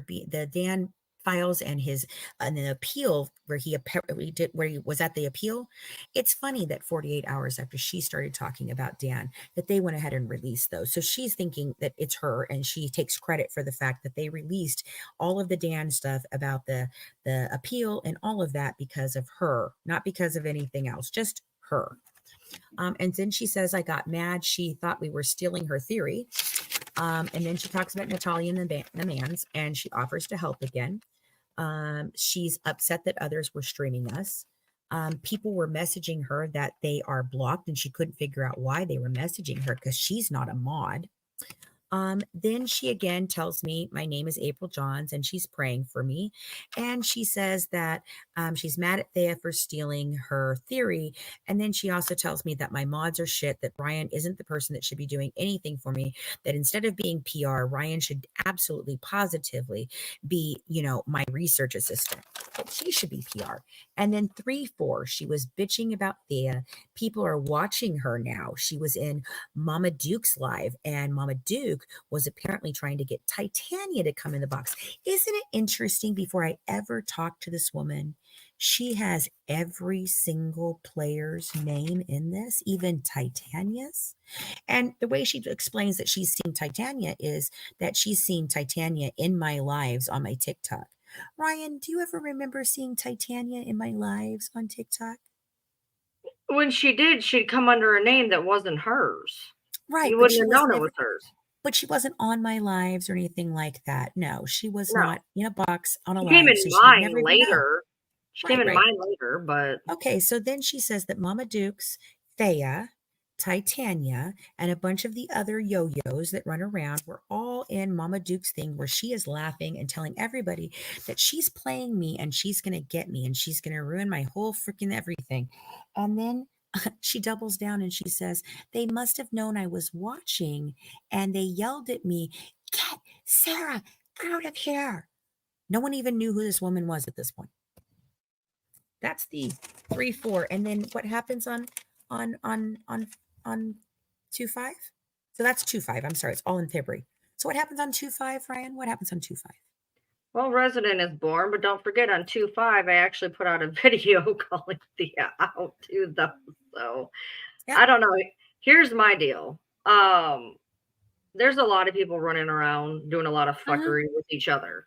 And being an asshole is a full-time job to some of these people. And I feel like at this point, we got Faust in here throwing in everybody under the sun. They throw it in Thea as an after effect, which is really funny because she is an after effect. But it's just funny how all these people just keep throwing the same people under the bus. I mean, Thea then came to me and she blamed Brandy and Dawn and Kendall. Right. And then Pink Cat blamed Brandy and Kendall for not allowing her to explain herself fully in a 4-hour fucking live about what happened with me in Missouri. And now she's blaming her and went to Veda Jade to try to find out how she could strike their actual YouTube channel for it. Right. And then she lied about it, deleted the She lied about it. messages, but Veda Jade decided that she was going to screenshot those messages and catch her in her fucking lie and let Brandy know that Sarah was trying to get her YouTube channel struck because she didn't get enough airtime in 4 fucking hours to Or the three, you know, or make the her happy. 3 the next day either, or the 3 the Right. next day, just so you know, just Right. so that, whole 7 hours. Right. Yeah. So there is a lot of fuckery going on and a lot of people calling a lot of people out and doing a lot of weird shit. And You the guys, more, go ahead. I was going to say, Apple Charlotte, here's the thing. It sounds like she needs to be ignored, to be honest. She's clearly not very well. Okay. And you know what? On a regular day, I would go there with you. I'd be like, this woman is a complete nut job. I'm sorry. I don't know what the hell is wrong with her. Why is she doing this? I don't know why it won't go off that won't go off of there. There we go. It's weird. I don't know, in a regular sense, yeah, I think this person is completely off their rocker. But here's the thing, it's not one person. That's No. the problem. This is a group of a very a very big group of people that think this is absolutely hilarious to do all of this. And so, no, I've tried the ignoring. Okay, look, ignoring worked in 2019 with Natasha. You want to know why? You want to know why that worked? Because the people that were running around with Natasha at the time, nobody was really interested in going real life with anything. It was just some fucking bullshit, So when we left Facebook and came to YouTube, we were able to shut it down by what? Ignoring them. So this entire time, Ryan, what have I been telling everyone on the team from the very beginning that all this fuckery started? Ignore everybody, right? I don't want to see it. I don't want to do it. Do you know that that's why I blocked Sarah Anderson in the first place? She kept coming to me after I told her no, after I said I didn't want to work with her, after I said, if you want to work with me, you're going to have to talk to Ryan. Stop talking to me. I asked her several times to I know. I asked her several times to stop messaging me. So then I had to block her. I blocked her on my private account. I blocked a couple other people that kept messaging me over and over again with nonsense that I could not stop them from doing so. And then she runs over to my profile for my business and begins to message me there and is like, "Oh my God, what happened? Did something happen? Did I offend you? Did it happen on accident?" And I said, that's "No, the only I'm time actually." she ever messaged me was to ask Yeah. me what she did to you. Mm-hmm. Yeah, right. And then she starts on this whole thing throughout it. And we have all this. I have 772 screenshots of just my conversation with Sarah, and they are gems. You are going to love them. You liked the ones when she was talking to Alicia. Man, these are a blasty blast. They are a blasty blast when I get to go through them all. If you were to take each person and do one of those little maps, where if you put Fancy here, and then you'd have like people connected to Fancy. If you put all these people together, they start to look like COVID spores because they all touch each other. But that makes sense because they're all a virus. Because they literally all they're every one of them somehow touches another one of these people. And then when you go back and you look and you see how far back these people have been communicating, that we had no idea that some of these people were communicating as far back as they actually were. Right. And then you go back and you look at the fuckery and when did it start and when did this start and when did that start? And everybody's been just railing at, Midnight is Thea, Midnight is Thea. I'm not saying it's not Thea, but I'm not saying that it's only Thea either. Well, okay, you know what? That I thought about that today. Thea has been 100% adamant that the one thing that she's like, I'm not fucking resident. I'm not. She's not denying that she's doing anything. She's not denying she's making the videos. She's not denying that she's not any one of the other fuckers that go around running around. Her main thing is that I am not resident Midnight. She could be any one of the other fucking idiots who are in this with different fucking screen names, but she is very adamant that she's not Rez. And I'm beginning to wonder because I don't think Thea is that skilled, to be honest with you, to do all the shit that Rez does. And it's very clear to me that Rez is at the top of all this. And then there are other people that are kind of a little lower than this. And then there's the little fuck minions that mean nothing to any of them that run around and just cause fuckery for the sure hell of it. But this leads back all you know how my partners like to run around and say that I'm their common denominator, it's me, right? It's always me, right? No, there is one common denominator in all of these people, because several of them are not connected to me in any way, and that is Christy fucking Blanchard. Sorry, it is. She doesn't even have to ask them to do these things. They do these things out of their own free fucking will to impress a bitch that plays with everybody's fucking emotions, that runs between creators, that causes chaos. And I'm not the first. She caused chaos between MJ Pack, Aaron Carr, and Michelle Dean. Then she caused problems between Michelle Dean and MJ Pack. And then she caused problems between MJ Pack and me. And then she caused problems between Michelle Dean and me. And then she brought in Melissa Moore to try and screw me over. I mean, and then she, tried to take out Ryan. These people are insane, but it just needs to stop, for crying out loud. Can you all not sit down for 5 whole fucking seconds and realize the absurdity of what you all are doing? It's absurd. 100% absurd. I mean, honestly, for anybody who's been sitting in this live for an hour and 37 minutes, does anything, I mean, seriously, at this point, this is beyond movie plots, okay? We have people from overseas somewhere obsessed with 2 fucking old ladies from Kentucky, and I just don't understand it. I don't understand what is the point, what is the end game, and that's what I can't figure out, and that's why we weren't even necessarily going to talk about this quite yet.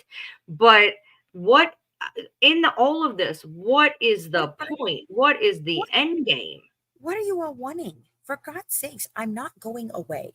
And you've all learned I can't bought, I won't be bullied, and I'm going to stand 10 toes down, standing on freedom of speech all the fucking way. And I don't care how much you want to say that court case was about freedom of speech. You all hid behind a contract law to get around freedom of speech. And guess what? You lost, and I already know. It ain't gonna go nowhere else, because I double dog fucking dare you to send it to California. My lawyer's there, my friends there, they're waiting for you. It won't go very well for you. I mean, the Missouri went well anyway. Are you sure for that woman is UK and not just faking an accent and pretending to be a British woman? Yes. She's at least British. I don't know if she lives in the UK or not, but she is at least She's definitely British. She sent us a driver's license. Right. Let's see. Okay, that's interesting. Let's see. I mean, I told this to Rod the other day. He asked us about all the drama. Why Fancy? Why all the drama? And you know what I told him to do? I told him to go back and talk to his wife and his daughter and tell them maybe they should stop their fuckery, and everybody else could just go back to regularly scheduled programming, and they could all just go live their, sad, pathetic little lives on the bayou, lying all day long. Yeah. I don't understand the fascination of why so many people do not want me and her to talk. Because we had a powerhouse. We had a very public, and I'm going to say this again while we have both of our viewers in here. We had a very, very public, falling out. We had a very, very public, and I was triggered by PTSD. I came on here, and then Sarah Pinkhat was telling her that in that live, I was saying things I didn't say, incited her. I made the point to say I will not show text messages, but I will if she shows them. Sarah went to her, said that I was showing text messages, which incited her to show them. And then that started me to show them. Colleen even texted me when I went live and I was on there, and she's like, please, Fancy, don't do this. Please, please, please don't do this. Ryan didn't show them. Ryan didn't show them. And I was like, I was told she did. And she's like, honey, please, please don't do this. Don't do this. And I was crying and I was a mess and I was hysterical and I was reading them and I was reading them one by one, but I was so hysterical. I was skipping and I couldn't freaking concentrate and I was distraught. And I finally just listened to Colleen. She said, Fancy, please, I love you. And this is not okay for you. Please get off now. And so I did. I ended my live and I tried to contact Ryan because something she said in a live, it hit me. And I had told her the week before, I knew it was coming. I knew they were going to come for her. The second we did that interrogation video, or not the interrogation video, the reenactment video, they were coming for both of us because that was powerful. And guess who didn't like it? Pink Cat Sarah. And she needled me until I took it down. Guess what, baby? It's going back up. Sorry. That was the first time somebody really, really impressed me. It wasn't me telling someone, hey, I want you to do this. Hey, I need you to do this because this is my thought process and my thing and everything is mine. Ryan came to me and she had her own thought process. She said, I want to do this. I said, break it down for me. She said, okay, here's what I want to do. I said, well, what do you need from me? And she said, I just need you to sit in the box and do the stabs. And I was like, oh, well, I can do that. No problem. And you all saw, if you were in that live, you saw my visceral reaction. Because I felt Dee Dee that moment. I felt all that pain. I felt exactly what she went through with all those stabbings and everything that happened to her. And I had to leave the live for almost 20 minutes because I had to go and realize that I had allowed these people into my children's lives in my home. And that's why this year I have been struggling so hard to find the peace and get this out there so I can finally be done with Gypsy Rose, because I'm sorry, I don't want to cover her baby daddy drama. I don't give a shit what's going on on Life After Lockup. Do you, Ryan? I mean, seriously. I was going a different route with this. So go ahead. You go a different route with this. Okay. So sorry. That's okay. Squirrel. Squirrel. Yeah, squirrel. But the thing is, a lot of people keep wondering what the hell happened and why am I sitting here right now? Why am I here? And basically what happened was we've been doing a lot of different work and we started seeing there was a lot of people screwing around in the back end. So I reached out to her, even though she was an asshole on Sir Morbid. The very next day I reached out to her. I said, there's stuff going on you need to know about. And she didn't want to hear it, whatever. And I was like, all right, fine. I went away. And then somebody reached out to her and then said they told her that I was right. And we started talking. And what we come to realize is in the entire time that we were parted ways, we each had parts of a puzzle, but we had different parts of the puzzle. And lo and behold, numerous people have said this on the comments, and I haven't actually said anything, but I'm going to tell you guys you were right. They don't want us together. They don't want us putting what we know together because she had parts, I had parts, she had people, I had people. And if they could just make us do this and fight, then we would not actually start to figure things out, do things and do what we had set out to do to begin with, which is exactly why we're here. And for people that say, well, you guys had a really public falling out. And, but the thing was, in the beginning, we were friends and we had a huge issue, but a lot of that issue, yes, it started with my problems and my PTSD moment. But then that was exasperated.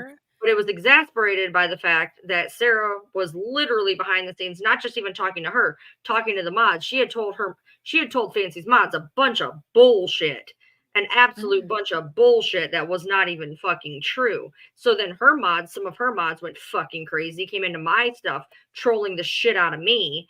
I had some people that were going over there doing shit to her that I didn't even know about. But And so, we're going off the fact that even when we try to do normal lives, we have people in the fucking comments turning us even more against each other because now I'm pissed that her people are here. She's pissed my people are there. And so then we're getting more agitated. And what it boils down to is that some of these were our people, but then some of these were actual other trolls that were like perpetuating this whole bullshit of let's make sure that they stay mad because they're a lot easier to deal with separately than they are together. And I don't I understand the end game there of the fact that every time and you guys can actually watch us if you don't believe me. If you think I'm completely nuts, go ahead. Every time we start to nail something, figure something out, bring something down, etc., somebody comes in and tries to start a fight between us. They'll come in and say this. They'll come in and say that. Every single fucking time we start to go anywhere. Even Linda. That's what Linda's been doing, coming back, running back and forth. Oh my God, Sarah, you said this. He would call me and say, oh, Fancy's horrible. Fancy's trying to use us, to get off the phone and go, Ryan just interrogated the shit out of me and she's an asshole. And then she'd say, well, are you talking to Fancy? Are you talking to Ryan? Are you doing, and they were literally trying to do the same shit that people have been doing this entire time. So you guys can either accept the fact that behind the scenes, you don't know exactly what was going on and we had to move past it. You can be mad at the fact that we had a very public blowout and now we flip-flopped. You can feel however you want to feel. You can, for Fancy's people that got mad at me over it, you guys don't know what was going on behind the scenes. For my people that are mad at Fancy, you don't understand what was going on behind the scenes. We always will appreciate our followers, our diehards, and we appreciate the fact that you care about us and that you saw a very public blowout and you're worried that the other person is going to fuck up the other person. We understand all of that, but what you have to understand is you weren't here to see what was going on in the background and how many people were pulling strings in the background that made this whole thing blow up 10 times farther than it probably ever would have, could have, or should have. So yes, people use triangulation to divide and isolate. Yeah. Yeah. Right. And I'm going to tell you, and this is going to sound insane, but I wrote out a list of 19 people that have been 100% running around, running their mouths, starting things, creating drama, hating on people, going real life, doing anything and everything they could do for one sole reason, and that's to shut me up and to shut Ryan up and to destroy the powerhouse that they saw in January. Because I'm telling you what are you doing? What in the hell are you doing? Because the entire time you've been in this live, you've went after one of my mods. You are speaking cryptically about shit that I have no idea what you are talking about. Now you're trying to make Fancy feel like one of her mods is sketchy. You literally, and then all of a sudden, then all of a sudden you were like, oh, thank God you don't think it's Thea. Hey, Faust. Did you know that I was in that Rogies live and I saw what was going on? Did you think I didn't know why Danae was there? I told her to come there. And then weirdly, after everything we said, you were just like, oh, I'm so glad you came to think it wasn't Thea. That's an odd sentiment to take. Everything we've said, you're like, first of all, I never said shit. I said, do I think that she's behind it single-handedly? No, she's not that smart. I mean, I am meaning to be mean. She's not that smart. But do I think that this particular thing is a concentrated effort of a handful of people? Yeah. I don't know who's spearheading it. I don't know who's pulling the strings, but I think there's a multitude of people using the same account, just like there was another account that went after me that admitted that there was more than one person on that account. And I don't understand why they can't just come out with full face. Okay, and that takes us back to Brandy, Tori, and Christy in the fact that the episode that they did over on Brandy's freaking thing called It's All a Distraction, where, I had just announced that my book about this was going to be called It's All a Distraction. And then, Brandy decided to name her live that. It was a total coinky dink. She doesn't steal anything from me at all, ever. But when they did that, this is the same thing that happened in 2018, 2019, when we were dealing with Natasha and we had all these different fucking pages started. There was Free Craig, there was By Proxy, there was Fancy's Hoo Ha Cookie Club. There was, it was just on and on and on and on.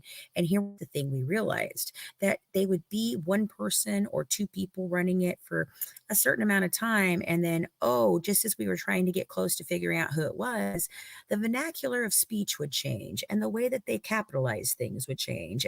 And so we realized, I see what's happening. They're handing these off to people so that other people can run them so they can cause more fuckery elsewhere. And so when we figured that out, we started putting into place who the people were. Well, Christy Blanchard decides to write the Banfield show because, Country Dentures told her that I was going on that Banfield show and I was just going to be horrible on that Banfield show. I don't know what they thought I was going to say on the fucking Banfield show, but I assure you, I don't think it's what you thought I was going to say, guys. But hey, whatever. So we get confirmation in this live that Christy shows the letter that she did write to the Banfield show.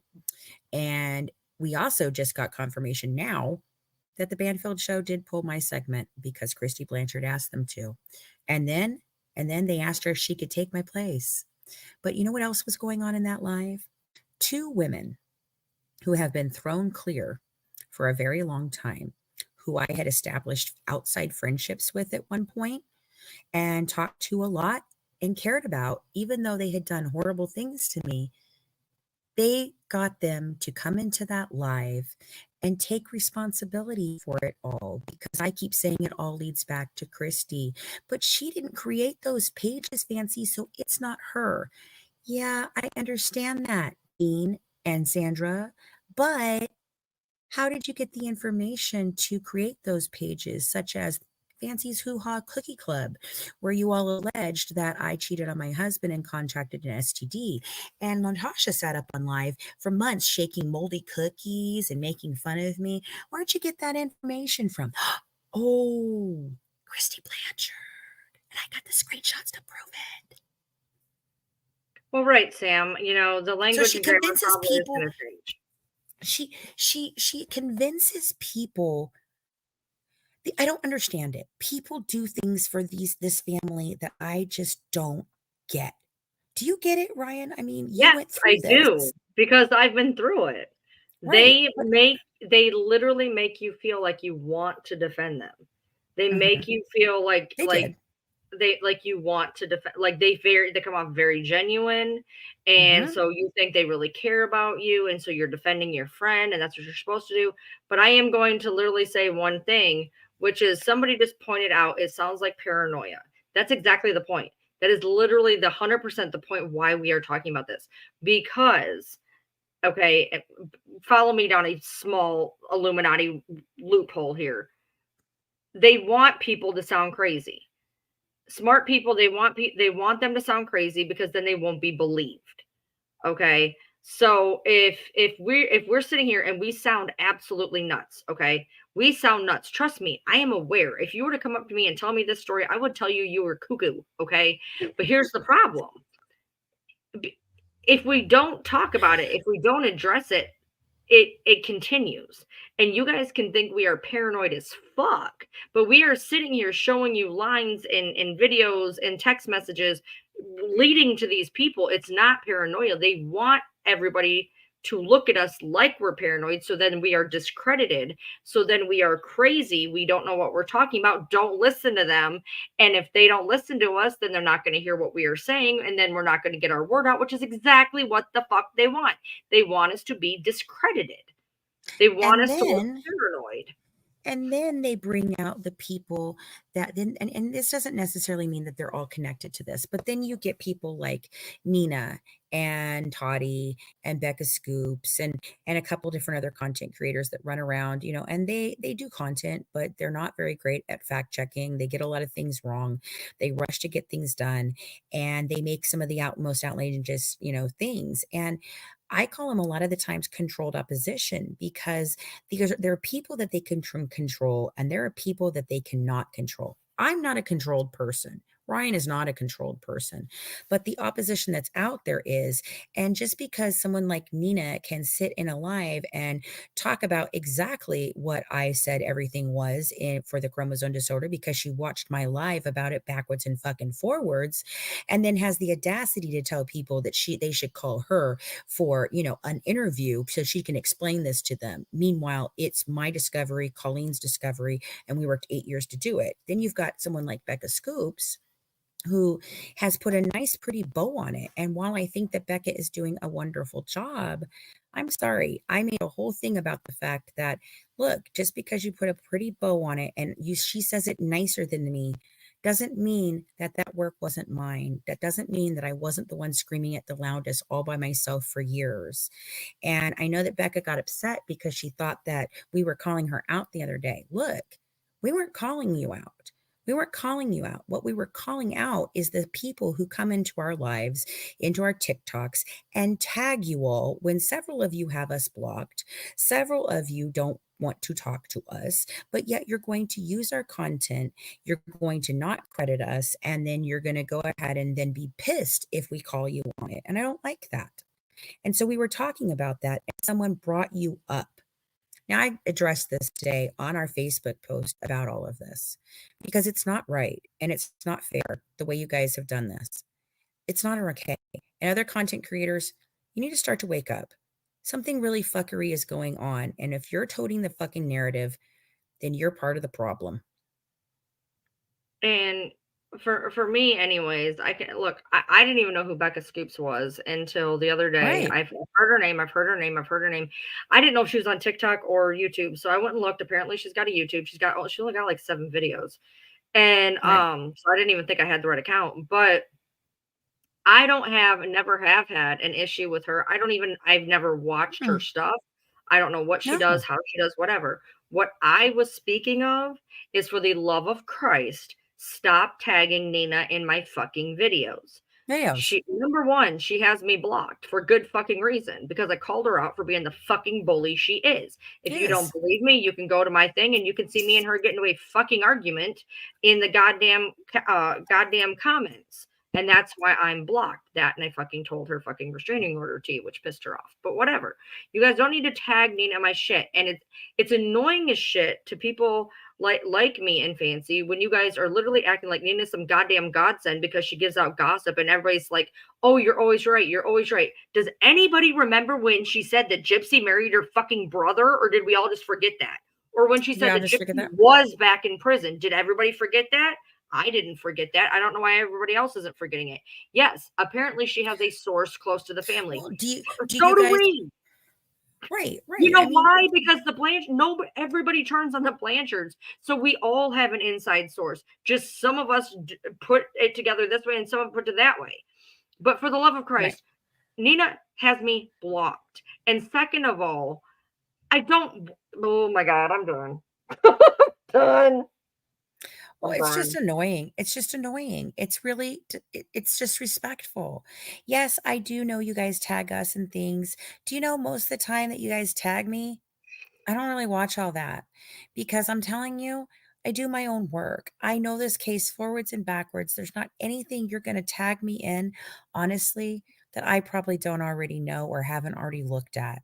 It's not, I've done 8 years with this, guys. I've done a lot of time with this. A lot And of it and is regurgitated. yeah, and I don't mind it. You're content creators, but Jesus, could you like stop freaking, causing these issues? Because what we said that morning had nothing to do with Becca Scoops. Someone in the comments mentioned her, and then what happened? Becca got all upset because somebody ran to her and started some shit trying to get her upset. It's ridiculous, and I'm really fucking tired of it. And you know what you're No, going to end up doing? You're going to end up making creators not do lives and go right back to just recorded content, because then we don't have to deal with the bullshit. that's the whole point of doing them on YouTube anymore. Because I used to have people say, well, you said this and you said, no, I didn't. Go back No, and you can watch it not again. gotcha. Yep, that's what I do too. I If you're record going to everything. put out there if you're gonna put out there that we're talking shit on other creators, at least get the creators we're talking shit about right. Correct. I have never had any issue with Becca. I never have. I've never watched her content to have an issue. I have an issue with Nina being tagged in my shit. I mean, the only thing I have an actual question for Becca, because I want to know, and I'm not being contrary. So if somebody sends this back to her, please let her know. I believe that I've been told the medical records and things that she drew from, she's saying that she got those through a FOIA. And I cannot for the life of me figure out where that FOIA would have been from. I have the case file to the entire thing you're circling. Where did you go? I'm here. Okay, well, it's your circling. I have the entire case file. And what I don't have, I literally sent a message to Dan Patterson the first time he sent me the case file, and I highlighted every single thing I had. And then I said, and where is number 2? And he told me that everything I had was everything that could be released at all, any way, shape, or form, until Nick's done with his appeals. So I know for a fact that the medical records aren't involved somewhere that I don't know about, because I assure you her medical records were not you can't FOIA a medical there. record. You can't FOIA a medical record. If they were okay, yes you can. So if they're included in a fraud case, if they were included in a fraud case for evidence, then yes you can. Just like, okay, think about it this way. If my trial with them had gone to court and had gone through a whole trial instead of being dismissed, I could have entered into public record every single one of her medical documents, because she was using that as a way to say that she had medical abuse and that I was lying. So for me to be able to prove that I was not lying, I would have had to put all of her medical records in there, and then you guys would have been able to get them anyway, because they would have been under FOIA then. Right, unless the judge sealed them. But they're no, they're not. Unless there's a fraud case that we've missed. Okay. So Noodles says you should probably email her and ask her. Well, you know what? I don't have time to do all that shit. You guys like to run around and ask people questions. Fuck, just ask her. Hey, where'd you find it? But at the same time, we are literally telling people to stop doing that. So I mean, no, I'm just saying, where did you find it? That's a great question. Hey, Becca, where did you? What case is this? Did you get it from? This or that? Then she can talk about her own experience and her own information. She can share. Right. Yeah, I got it through a FOIA case. If there's a case that I missed, fuck, I want to know. But I can assure you her medical records are not in public documents for this case at all. They're not. So I don't know where she got them. She either got them from Natasha or me or Christy Blanchard. I guess there's a couple different ways, but I'm telling you, not a FOIA. Yeah. Well, I mean, Christy does pass them out like candy, so I mean. Oh yeah, she's been doing that for years. I'm gonna put you on the spot because I want to, because if you tell me differently, we're gonna fucking argue. All right, so to put everything out there, this is what you told me, and I want to see if you say yes, that's correct, or no, it's not correct, because then we're gonna fucking argue. All right, so what I got told in the beginning was that Christy gave the medical records to you for the thingy. And then they were also given to Natasha to then drop into the true crime community. That Christy handed them to Natasha. Natasha's job was to drop them in to the true crime community for them to discuss. Yeah, that's true. 100%. I have the text messages where I'm yelling at her about it. Yes, it's true. And then she's saying she didn't get them from Christy, but she absolutely did. And Dawn was saying that did not happen, but Dawn was in that live. And when Natasha came in, Dawn was like, oh, well, yeah, maybe she did give her some. Are you shitting me right now? No, Dawn was in, okay, this is how allegedly. I guess Dawn was in Bree's live, and she was saying that they had never given Natasha records. Natasha came into the room. They saw Natasha come in, and then they were like, oh, well, yeah, maybe we gave her some of them. because they were going to go with the lie that they never gave. How did Natasha get them then? How did Natasha get them if somebody did not hand them to her? So Just a second. Just a second. Just keep talking. Can you talk about okay, so I saw somebody talking about Becca Scoops real quick and saying that her, her partner is a cop, and that's true, but I'm still telling you they didn't have these medical records. I don't know why that's I don't know. I don't know where they came from. I would like to know where she got them from. I'm not being shitty. I really want to know where she got them. But just give me a moment. I'm looking for something. Carry on while I look for this. see, because I'm in a really odd position. I don't think people understand how odd my position is. I've been with Fancy learning again, her session. And then I was over with Christy for a hot second, hearing, her section. And it's really hard for me when I hear things sometimes that come together and they make sense. And then sometimes I hear something that it's like I hear the complete opposite. Well, And yeah, here we go. Christy said herself in Ryan's live that she gave the records to Natasha, and she did in my live. In my live, Christy absolutely said she gave them to Natasha. I remember Well, that. here we go. This is only the text messages on Facebook. There's tons more that I sent her that and on a freaking on my phone as well. And this is dated 10/28/19. So this is when we are finishing off the podcast. So the first thing is there a way we can do it Wednesday? She's telling me that Rod's last day is tomorrow. He flies out at 6 a.m. on Wednesday. I know I'm asking for a lot. If not, we'll try to find time to do tomorrow. So she was telling me that she would do the podcast. Okay. And I said, it's fine. That's fine. And I told her, loved you all. This is after everything happened. I was still telling her, loved you all. And she said, love you too. I just did not support Gypsy in her story. And then I tried to get a hold of her, nothing. I told her to get a hold of her. And then on 11/14 of 19, I said, hey, I know you're feeling terrible, but did you at some point tell Don Boker you wanted to bury me? So we keep going through this. And it's talking about Brandy. It's talking about, she says, I possibly could have said that, but I didn't mean it or take the steps to do that. It was probably when you said those things about me and Rod on your live with Brandy, but that's over and done with. And I said, okay. And then I said, what is really going on here, Christy? So much shit everywhere, crazy things from everyone. And she's like, oh, I don't have the flu. I tested negative, but want to go back tomorrow to get rested because it can turn into it. And I'm like, what the fuck does that have to do with what I just asked you? And she says, well, I haven't been talking to anyone, so I don't know what is going on. And I said, all I want to do is be left alone to do my stuff. And now everyone is going insane, pointing fingers everywhere. And the only thing I want to not want is not to have Gypsy's medical shit everywhere. And then and she said, I hear you. I'm right there with you on that. If they do get posted, then Gypsy will press charges on her. She's talking about Natasha. And I said, well, how did she get them, Christy? And she said, well, I just asked Dawn Boker and she said she didn't give them to her. But that's hard for me to believe if she didn't, I have no idea how she got all the medical records. And I said, oh, okay. So then I sent a message from Dawn and I said, hey, what's going on? I'm just trying to figure things out. Did you give Natasha the medical records? Because I was told she will post them.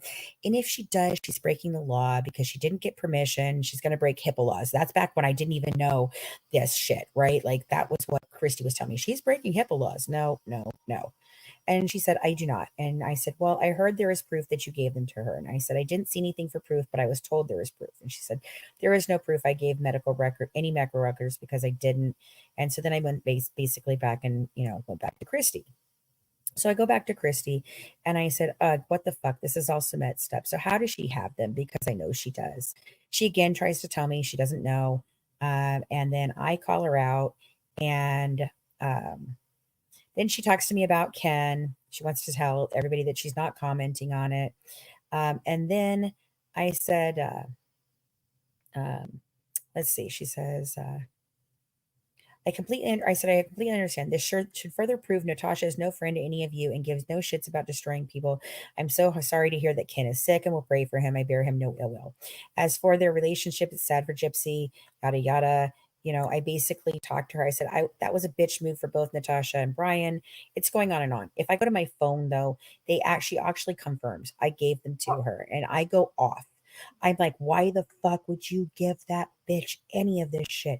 Do you understand? She's going to put it out there everywhere. And she goes, I just wasn't thinking. She tells me that she wanted to show Natasha just a couple of them because she wanted to show him how crazy Dr. Steele was. And I said, what the fuck do you mean? Dr. Steele's not crazy in this. Dr. Beckerman is. So why would you give her all of those fucking files? That's nothing. That's her primary care physician. And she goes, I was just trying to fucking say something fancy. Now she's going to put them all out there. Can you help me keep her from putting them all out there?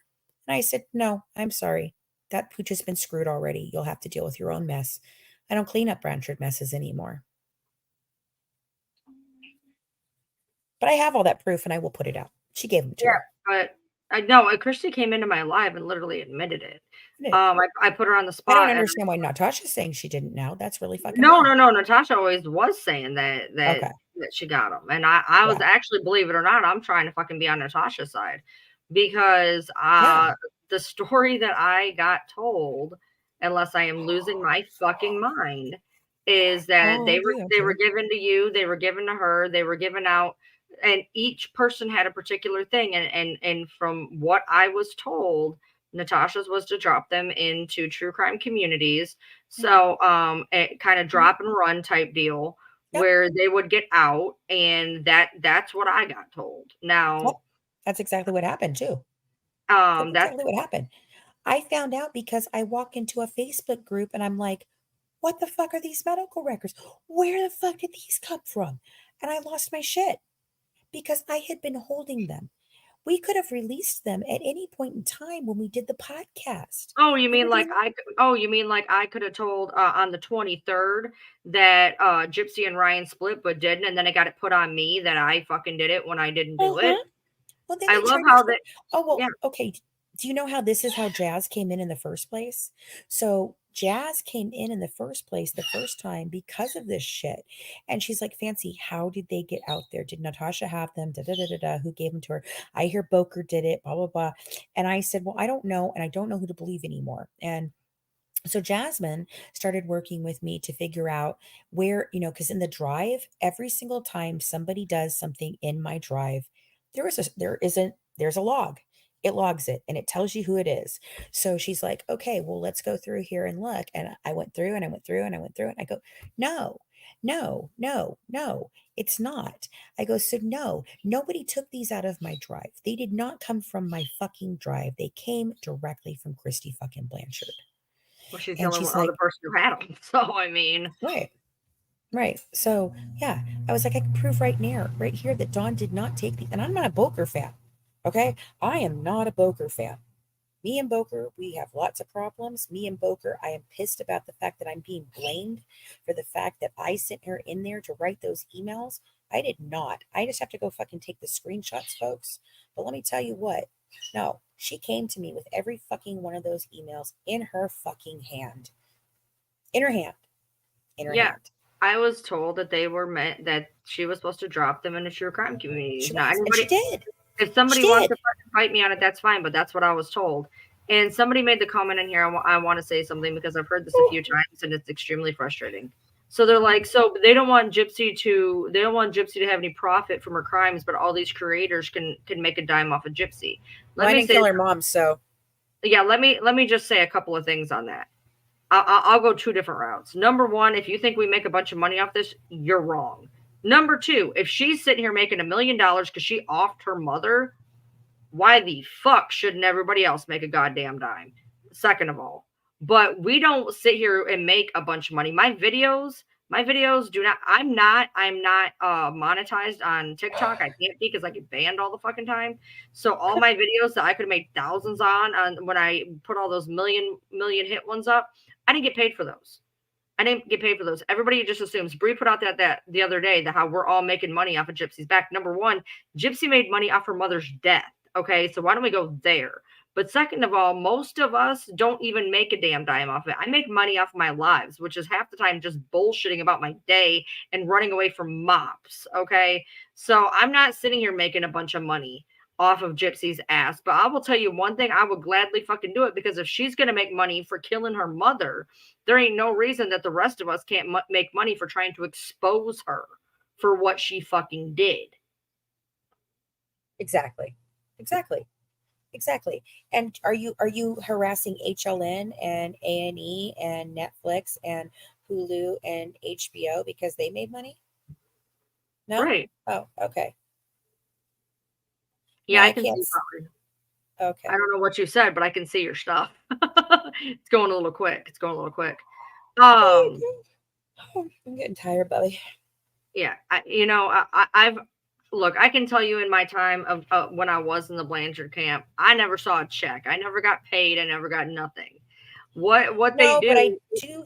wait, I do find it interesting though that Rod, they've toted Rod out, and when he goes on Ivory Rose's freaking live, who is the content creator he calls out as being someone who's trying to share this truthful story? Who does he say? Fucking Bree. She's our friend and she's trying to help.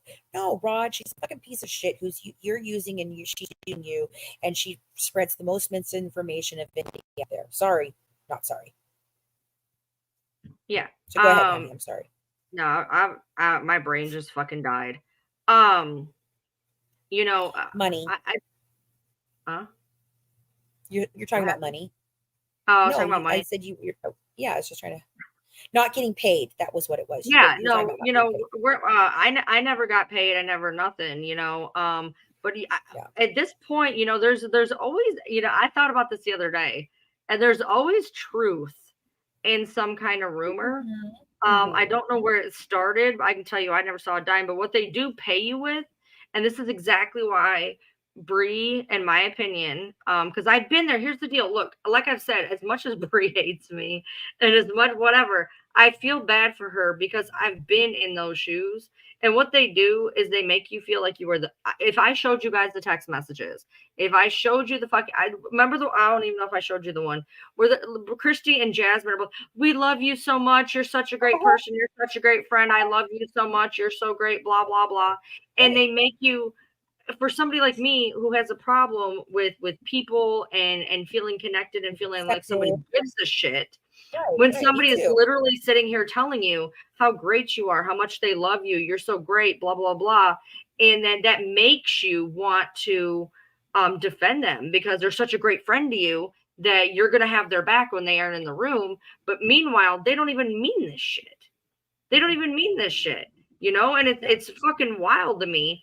And then to have somebody going on here, sitting here saying that, this didn't happen and I'm such a breadcrumb seeker and blah blah blah, but they don't know what the hell goes on or what's being said or anything else. There is, hold on, I want to show you guys something. If you need to talk. Oh, here we go. No, you're. When you see stuff, hold on. Okay, there's Christy. Ryan is on fire. I love this strong woman. Yes, Ryan, I love you. Jasmine, I know. I love her too. I'm so glad that you made me get to know her. Thank you both. Christy, you're one of the best, Ryan. You are an amazing friend. Ryan keeps it 100. This is how the conversations were. I don't know how many of these fucking conversations I have. And then you have somebody like Bree saying that, well, this and that and whatever. I was literally being told all the time what a great friend I was, but then that's the thing is they make you want to defend them. They make Yeah. you because you feel like, well, they think I'm such a great friend. I must do this. Yeah. Yeah. For sure. For sure. That's it. That's the whole thing. And that's what they did to me. They knew I did not go in there and pretend to be something I was not. I did not go in there and claim I had all these accolades and I knew everybody in the world. No, what I did is I went in there and I said, look, I have a very small production company.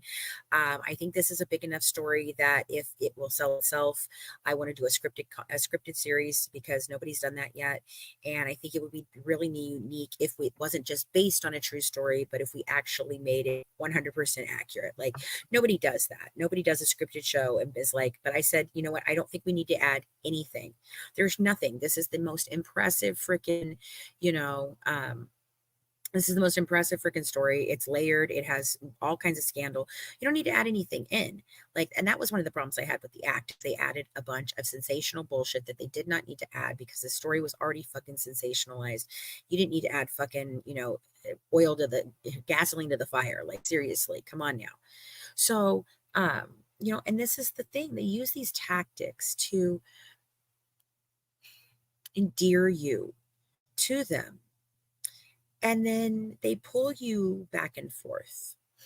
Like you saw, I'm in there telling her she's been horrible to me. She did all this crap to me.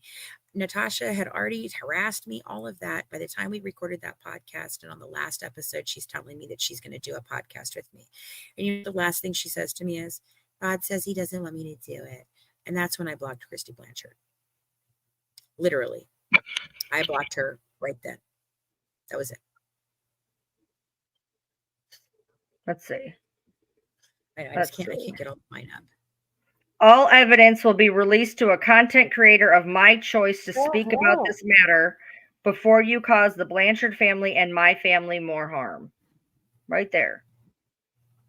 All evidence will be released to the content creator of my choice to speak about this matter before you cause the Blanchard family and my family more harm. And I said, keep it to myself. I've kept it all to myself. And that was the PR. There is right there where she says she's going to leak it. And it was leaked within half an hour. Within a half an hour. Right. So there you go about who leaked what where. Right. Well, and then you've got Christy Blanchard going to the Banfield show because I deigned to freaking raise my fucking head to say a damn word. And of course, she's got me banned. Well, do you know who else she did that to? Claude Jr., Dee Dee's brother. Dorla, Dee's sister. Now, they've all played along now because they're getting paid for this one because Melissa Moore came along. But back in the old days, no, they weren't getting that shit. And they were told that they either towed the party line of what they exactly wanted them to say, or they would not be included in any of these things. And I think it's disgusting. I literally believe that HBO, I said it the other night to Rod, HBO, Christy Blanchard, Gypsy Rose, and Mike Stanfield all worked together to sell a false narrative to the public that in turn got her a plea deal based on that false narrative and released a project before Nicholas went to trial that the entire jury pool stated they had seen it. And I'm sorry, I know they said they could be biased, but if you see that documentary, there's no way you're fucking biased. You're not biased. Question. There's a rumor going around if you know anything about this. Is one of Dee's sisters suing? I can't tell. I keep hearing that. No comment. No comment. Sorry. Yeah, I just keep hearing about it, and I haven't actually seen the goddamn thing on it, so I didn't know if you knew or not. I do, but no comment right now. Yeah. Gotcha. I'm not allowed to talk about it. Gotcha. I promised somebody. So I can't say that it's true, and I can't say that it's untrue. I do know the family has discussed it. That's as far as I can go. Gotcha. Yeah. And I'll give you one better. I'm the one who told Dorla Petrie to do it. So I messaged her and I said, I just wanted to let you guys know that I don't know if you know this or not, but you made a comment that I saw the other day that said you are so upset because she's a cold-blooded killer and she's profiting off my sister's death. And I messaged them and I said, if you don't want Gypsy Rose or the Blanchard family or any of them to profit off of your sister's death, then you have every right to sue them for a wrongful death, which is what Ron Goldman and Nicole Brown Simpson's families did with OJ. They did not get a conviction, but they got it in the criminal case, but they all did get a conviction in the civil case because the civil cases burden of proof is much less different than a criminal case's burden of proof. Right. Yeah, I've heard of those before. So, all right. Well, Yep. Did you want to go to bed? Probably. I say that, and then I'll sit up here and do shit for another fucking 2 hours, and then I'll be like, oh, fuck, it's 5 a.m. I should go to bed. I got to be up at least 2 more hours because I got to make sure he's up at 4:30. Is your shirt like all sparkly? No, it's one of those late shirts. It looks really sparkly. Yeah. It does look sparkly in your eye. I was like, oh, she's got sparkles on and her hair looks like it's done. Wow. Did they go out or something? No, it's just I don't know why it looks so. It's one of those spandex type shirts. Hey, Mike and Danae, Knock it off, please. That's not appropriate in our chat. Thank you. It's been going on the whole freaking time. I understand, and that's why I'm calling it out now. I understand you two love each other, whatever, fine. Want to have a relationship? Great. I don't care. Whatever you guys are doing. But can you please not take that into my chat? Thank you. I'd really appreciate it. Yeah. So, is there anything else that we need to cover at this point? Is there anything else you want to cover at this point? I don't know. It's so funny because we could just sit here and cover things for the next fucking 3 years, and I don't think we'd cover everything. Probably Like, not. that's one of the things I did want to say. For all of you that run around and say, I wasn't this, or I wasn't that, or I didn't do this, or I didn't do that. For those of you that like to write, Dramatica pages and lie on them, those things, I've seen it. It's funny. I think it's interesting that you put all that work into me and then lied completely about everything. And then the things you didn't lie absolutely proved that I did do the things I said I did. So, not sure what you were going for there. But here's the thing. You know what? You can say whatever you fucking want about me. It doesn't make it true. It doesn't. And the fact of the matter is that every single one of you that runs around talking shit about me at one point in time sat at my table.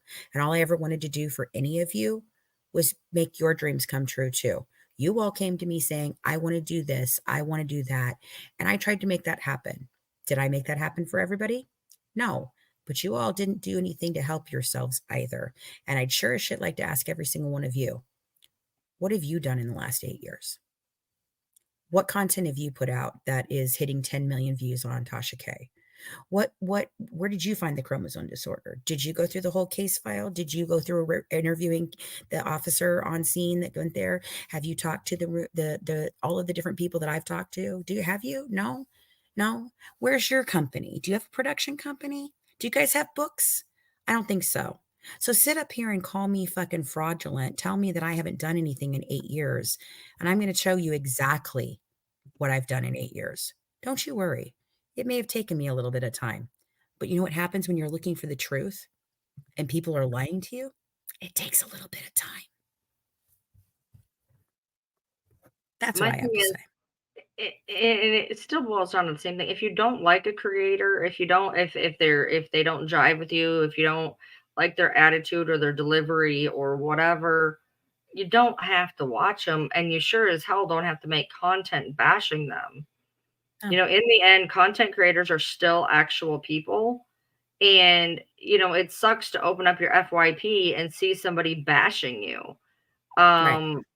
And it's hard because we get up every day and we do what we got to do. And there's days where I literally have to pull myself out of fucking bed from a depression to come live to then have people be like, oh, blah, blah, blah. Well, if you don't like me, don't watch me. It's not hard. I don't understand. Where did we end up here? And this is something that's a problem that I'm noticing across the board in many different ways. Okay, when we were growing up, and we're the same age, when we were growing up, if you didn't want to watch a TV show, you just did not watch it. You just didn't watch it. You didn't go on a diatribe about it. You just didn't watch it. Now, then with the internet starting, you guys wanted to talk about my Sookie Sackhouse blog. You know why it's not there anymore? Because I didn't pay for the blog to stay up because, True Blood's been over for a while.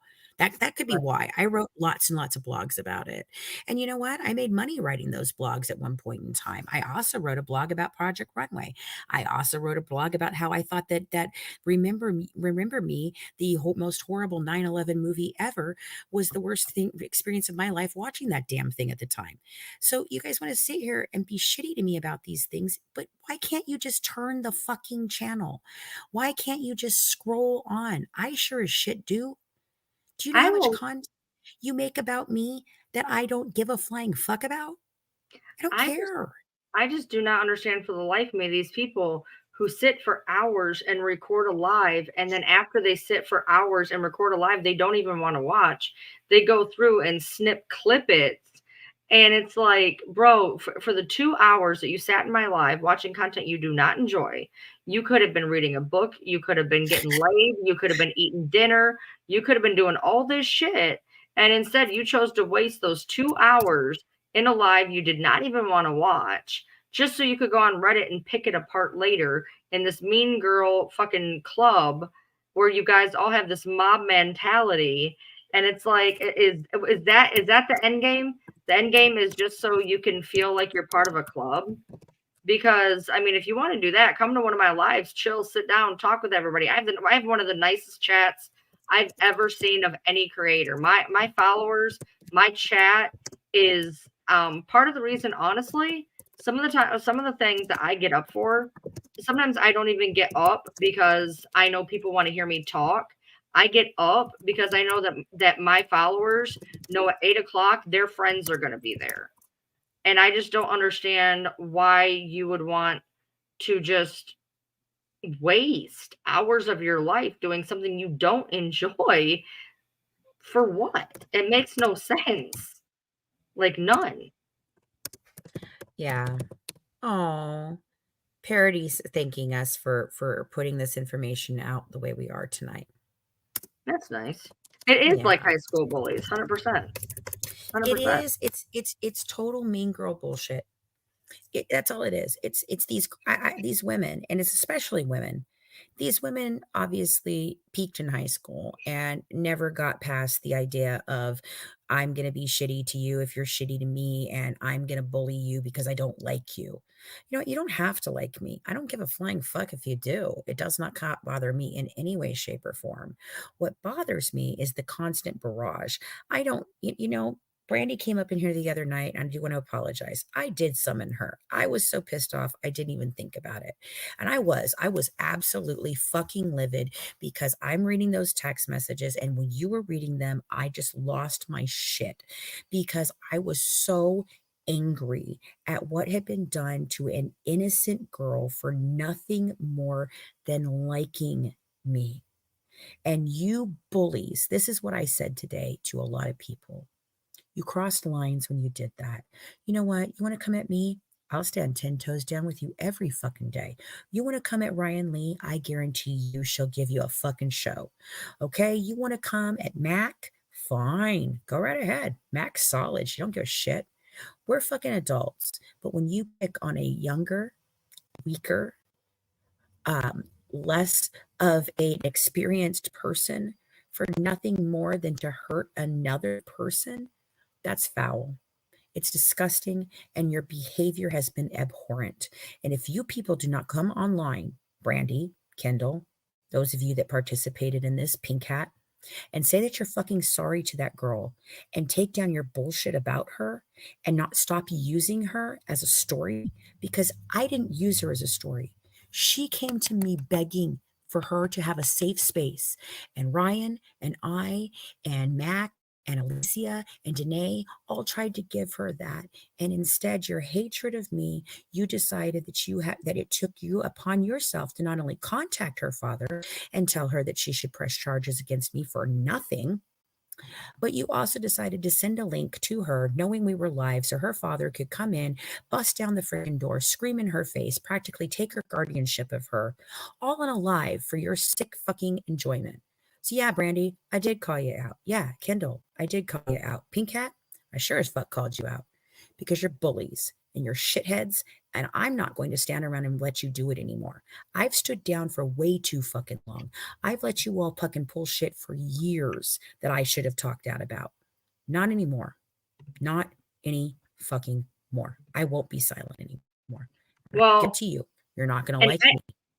I don't know who's done what because I've not looked at anybody's account or anything, but I did make the comment to Brandy that I think that Kendall definitely owes Alicia an apology. I know that live where, I don't know what all was said or done necessarily for lives to be taken down. I don't know what was said, but I do know that Kendall owes Alicia an apology, and even if it was coming from a place of her thinking that Alicia was being used, humiliating her on a live was not the answer. Humiliating her in the live was not the answer. Talking to her parents separately, not giving a link to the live, whatever. She could have absolutely, if she was that concerned, and whatever, call the parents, speak to the parents, whatever. But There was no reason to make it to where, she was humiliated. She was And you're absolutely believing, right? And beyond that, you're believing the person who actually was trying to do all of that to her. You're over there supporting her. For why? Because again, you hate me and she hates me too. You yeah, a hurt lot of a this girl. I can't even say nothing because I've done the enemy of the enemy as my friend.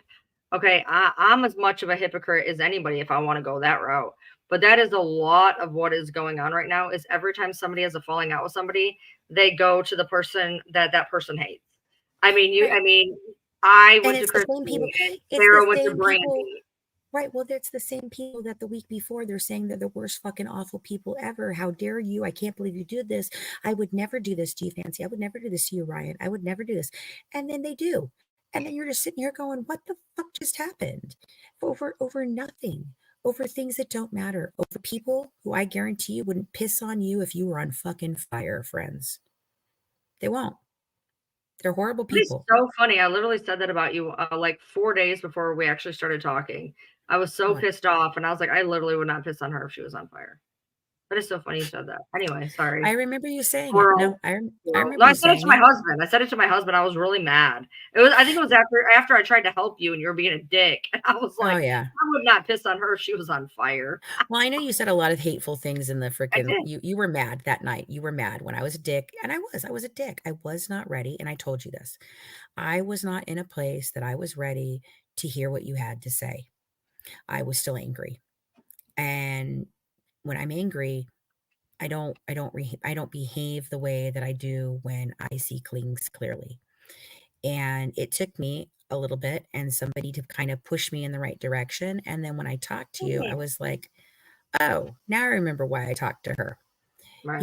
And you guys want to sit here and say that we're not friends or we're this or we might turn on each other. But I'm going to tell you what, when we put our heads together and we have all the information in front of us with the people that we draw from, we're unstoppable. What we come Okay. up with and what we put together is incredible. Right. That Yes. being said, the chat is getting on my nerves. Christy does not work at a car wash. She does not own a car wash. She details cars on the side. This is And exactly I what don't even believe that okay, anyway. that's fine. But this is the problem with social media. Literally, you guys are sitting in a chat saying things that are not even remotely accurate. And then three of you are going to go to the next live and you're going to say, for the love of Christ, when you are in a chat, I've literally had to correct people like, so Brandy apologized. That's not what she said. I don't know what it is about people that do not actually listen to the things being said during a live that then they Right. go bounce over to another creator. They're like, so and so said this. No, the fuck they did not. Like, Right. don't spread misinformation. This is exactly why we have the problems we have. Is Well, just okay, and I want to talk misinformation. about that real quick. There is a content creator. She's young and she is attached to Pink Cat. We've all tried to talk to her. We've all tried to mentor her. Fuck her. And no, exactly. And she continues to put out the most absolute insane fuckery and bullshit. I have talked to her about the fact that the news articles that she tries to put out are confusing to people. People don't know their satire. And now she's running around creating people's fake Facebook pages of all the characters. Nick Godejohn with her face as the character, but it's a Nick Godejohn profile because she wanted, and then she pretended to be fucking Gypsy so that everybody would come and watch her content more because they thought she was Gypsy. This is not appropriate behavior. I cannot believe you are doing these things. Is she the one What that's part? putting out those ones that look like actual news and they're typed mhm, out? First of all, mhm, I've had some people send these to me like, is this mhm, true? First mhm. of all, it's not even written correctly. It's spelled wrong. There's no periods. Like, obviously, this is not real news articles, but I will tell you, first of all, bringing her up around me was not a good idea because I'm going to tell you, this girl has made no less than 3 snark pages in my fucking direction. No less than, I know of 3. I don't know how many extra ones there are. Oh, there's lots. Okay. Oh, I know. And she is ridiculous. And all of it started, and I have the text messages because she came kissing my ass. She had given Fancy an account of hers to use. And so when she came No, to she me, did not. No, she did not. you No, were I have.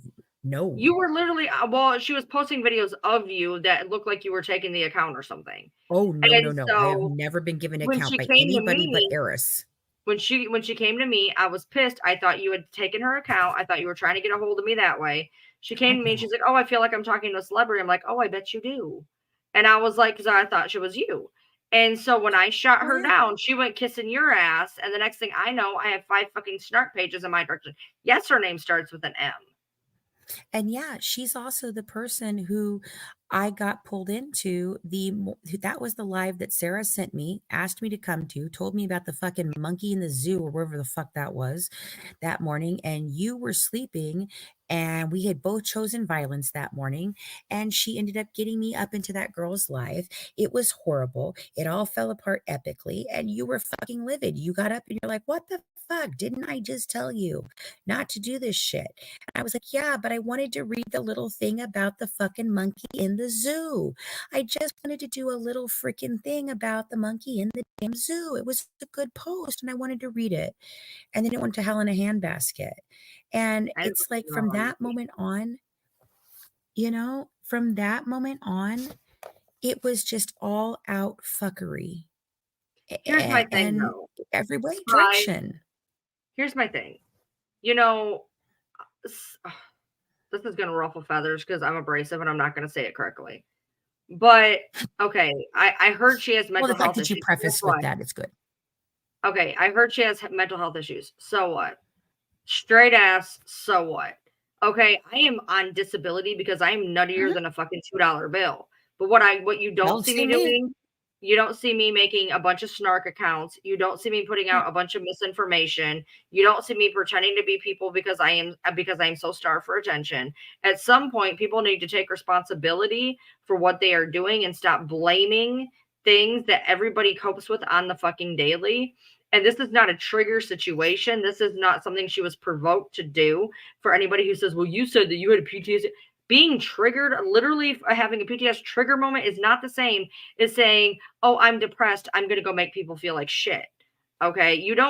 People do not get to blame things that are mean hearted on, well, I have issues. It doesn't matter. Okay, okay. Here's what I You want can to still know. be this person. What issues would explain her putting out news articles that look like news articles that are completely ridiculous? And then when we approached her about it, she just tells me, I thought they were funny. And I said, no, do you understand? I can't be associated with you at all because of that, because I am the one who stands up and screams, hey, I won't allow misinformation in this case. And then I have a friend who's literally spreading misinformation in this case. I can't talk with you ever again. And I told her that, and she continued to put it out. And I said, well, I'm done. I'm done. I'm not going to do this because you're creating chaos for no fucking other reason than to create chaos. Because what? You want to be popular today because you weren't popular enough in school? Well, I'm sorry. Not everybody gets to be popular. Sorry. Some people don't get to be that. Some people are Yeah, average. I've seen so many things go on from that girl, and Right. you know, I called her out a lot of times in my lives. She Mhm. would have, 5 people in the live and she'd just sit there and stream my live. And it's like, Right. when you get your own content. Right. And by the way, if there's anybody, I know where this is going. Ryan's stream Breeze live for 20 minutes. I was literally, they were asking you questions, so I was letting them like, as soon as that was done, I shut it off. I'm not, I don't need to have other people's content for my content. Okay, I'm good enough making Well, my own content. exactly. Exactly. But they What if were I ever asking you stolen questions, anyone's fucking so I content? mean, yeah. Right. Right. What Christy, if I ever when did stolen Christy ever anyone's say she content? works at a Never. car wash? She said she details cars. That does not mean the two are correlated. I've never heard her say she works at a car wash. I've I've heard never her heard say her she say she details works at a cars. car wash. You detail the cars at a car wash, but that does not mean you work at a car wash if you detail cars. So I'm not really sure. I'm not really sure how that works. But I mean, maybe she said it, and I don't know. I mean, Who she fucking does say she's knows? untouchable. She said it on her TikTok thing. Okay, I've never heard it. I don't. Okay, so last thing. I've not gotten to hear your opinion on my conversation with Rod. Have you seen it? Have you seen all of it? I heard 2/3 of it. One thing I could tell that number one, it was very, I could tell that there was a delay because I could tell that sometimes you didn't realize you were talking over him. Yeah, I didn't. I feel like you did better than normal. I do believe he got talked over a little bit, but at the same time, when he did answer, it was, I don't know. I mean, like, or he either tried to skirt it or he tried to lie, and I wasn't going to allow him to do either that night. I told Jen Lu from Ward Case Studies that I kind of took a moment, like I wasn't prepared for that either. Everyone wants to sit there and say that I bullied him. He wasn't prepared. Well, I'm sorry. You know what? How are you not prepared to discuss the fucking events of your motherfucking life? I'm sorry, it's your life. How do I know more about your fucking life? So I know this case backwards and forwards, Yeah, and I couldn't barely hear him. And he tried to sidestep me, and he was really, really panini pressed about that whole fucking $10. I mean, he is panini pressed about that. But I question Mhm. again, and this boils down to the same bullshit. How did he know that a small creator, what does it always boil down to, that they are constantly surrounding themselves by small creators? Why was he in that live to begin with? I don't know, and that's the thing. So everybody thought that I was already there when he came. No, what happened was I was doing my own fucking thing. I was off doing whatever, and I got a message from a content creator that I didn't know that said, "Hey, Rod Blanchard was in this girl's live," and I had just done the whole thing about that the other night. I'd met her and everything, and so and they said, and he just said, Fancy Miss Ellie's thought process, some of those things she has merit. I was flabbergasted. I just couldn't believe it.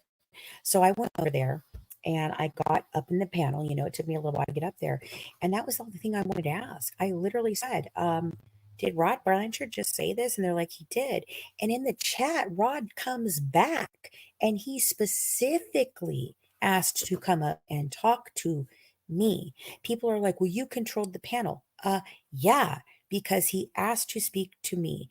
And I'll be honest, that wasn't a conversation necessarily for you guys to really know what I was going for. I was treating that almost like cross examination. And a lawyer does not allow answers in a court of law to go further than they want. And they don't ask questions they don't know answers to. And I schooled him up one side and down the other on everything. And I think that hopefully I gave him a little bit of pause, maybe a little bit of thought process, because I try to give Rod the benefit of the doubt of everybody in this. I don't know why, but I try. But I'm beginning to realize now that after I got off there, they did a whole nother hour with him. And I mean, it came down to the point where he said, well, her story's not over yet. And everybody said, but it is. And he said, well, why are you watching? I mean, people pay to watch Lifetime, so I don't have any control over whether the show gets made or not.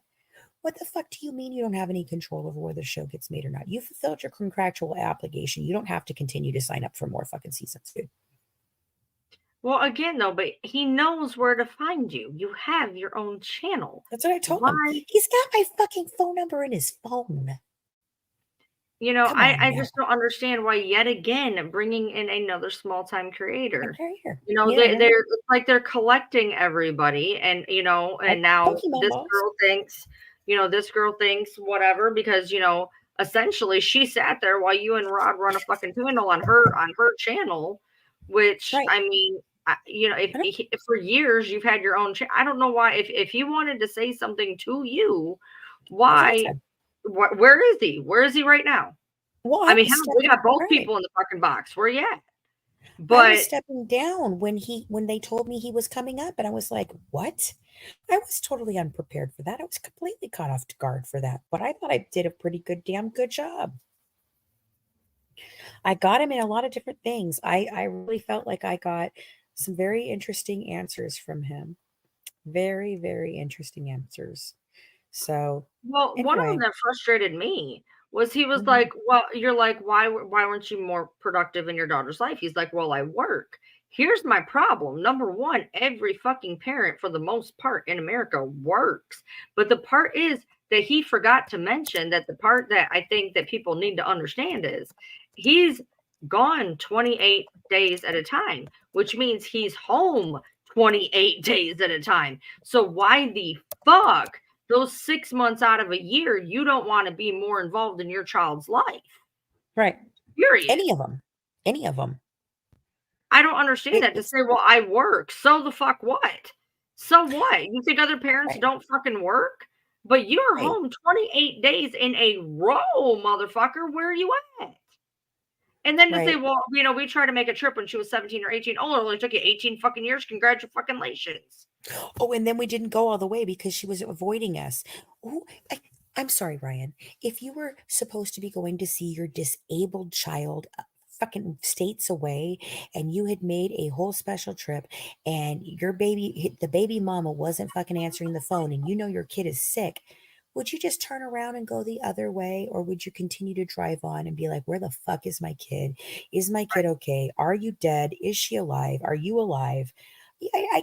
The story makes no sense. It never makes any fucking sense. I've heard both sides of it. I've heard both sides of it. And I was very surprised. Surprisingly, they're very similar. They're very similar. The what they told me is very, very similar to what you did.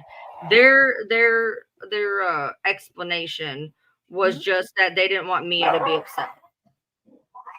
Right. They didn't No, they didn't want Mia that to was be their upset. explanation. That Yeah. was their explanation, Wait. and I don't understand how. So not driving on to see her isn't more upsetting. Is more upsetting to her than just, oh well, we're just not even gonna try. Let's go the fuck home. Like Yeah. it doesn't make any fucking sense. All right, well I'm losing it. I'm starting to fade out. So I'm gonna go take my pills and go lay down. And I will see you all in the morning. I'm sure Ryan's probably gonna go and talk some more. I gotta stay up another hour and a half, man. I gotta make sure he gets up and out of here. Though he's just started this new schedule yesterday, and he's like, Yeah. I called him at 6 o'clock yesterday. I said, "Hey, get up." He go, "All right, cool." So I called him at 6. I called him at like 6:20. I was like, "Bro, I need you to get up." He's like, "Yeah, I'm good. I'm getting up right now." I go in there at 6:37. Motherfucker passed out cold in the goddamn bed, and I say, "Get the fuck up." Shimmer, So we're working on that. We're so working I'm on that. trying to get him up. So I got to get him up at 4:30. Yeah. So thank y'all for showing up. We appreciate you. And thank you for dealing with our crazy Sarah Jane Anderson story, which isn't really crazy Sarah Jane Anderson. Now it's crazy other fuckers. Right. Yeah. So I far, mean, unless if we hear another if this story develops even more and we find out that Sarah Jane really has more of a hand in it than what she's saying, well then y'all are just gonna find that out too. So I mean, right. I mean, Ryan and I aren't, we're not impervious to getting it wrong.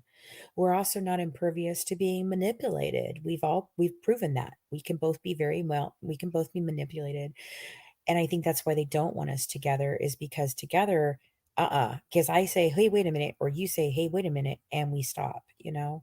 So it's different. And I'm glad that we're starting to see a community that I feel is maybe healing from all of this. A community that can come back together and finish off what we all started, you know, no matter where you got in the game. We either been here one day or 8 years. You know, we all came together because we cared about this case. We wanted to know the truth. And anything less than that is 100%, in my opinion, unacceptable. Have a good one from the Good Wives, serving up true crime, one dish at a time. Bye, guys.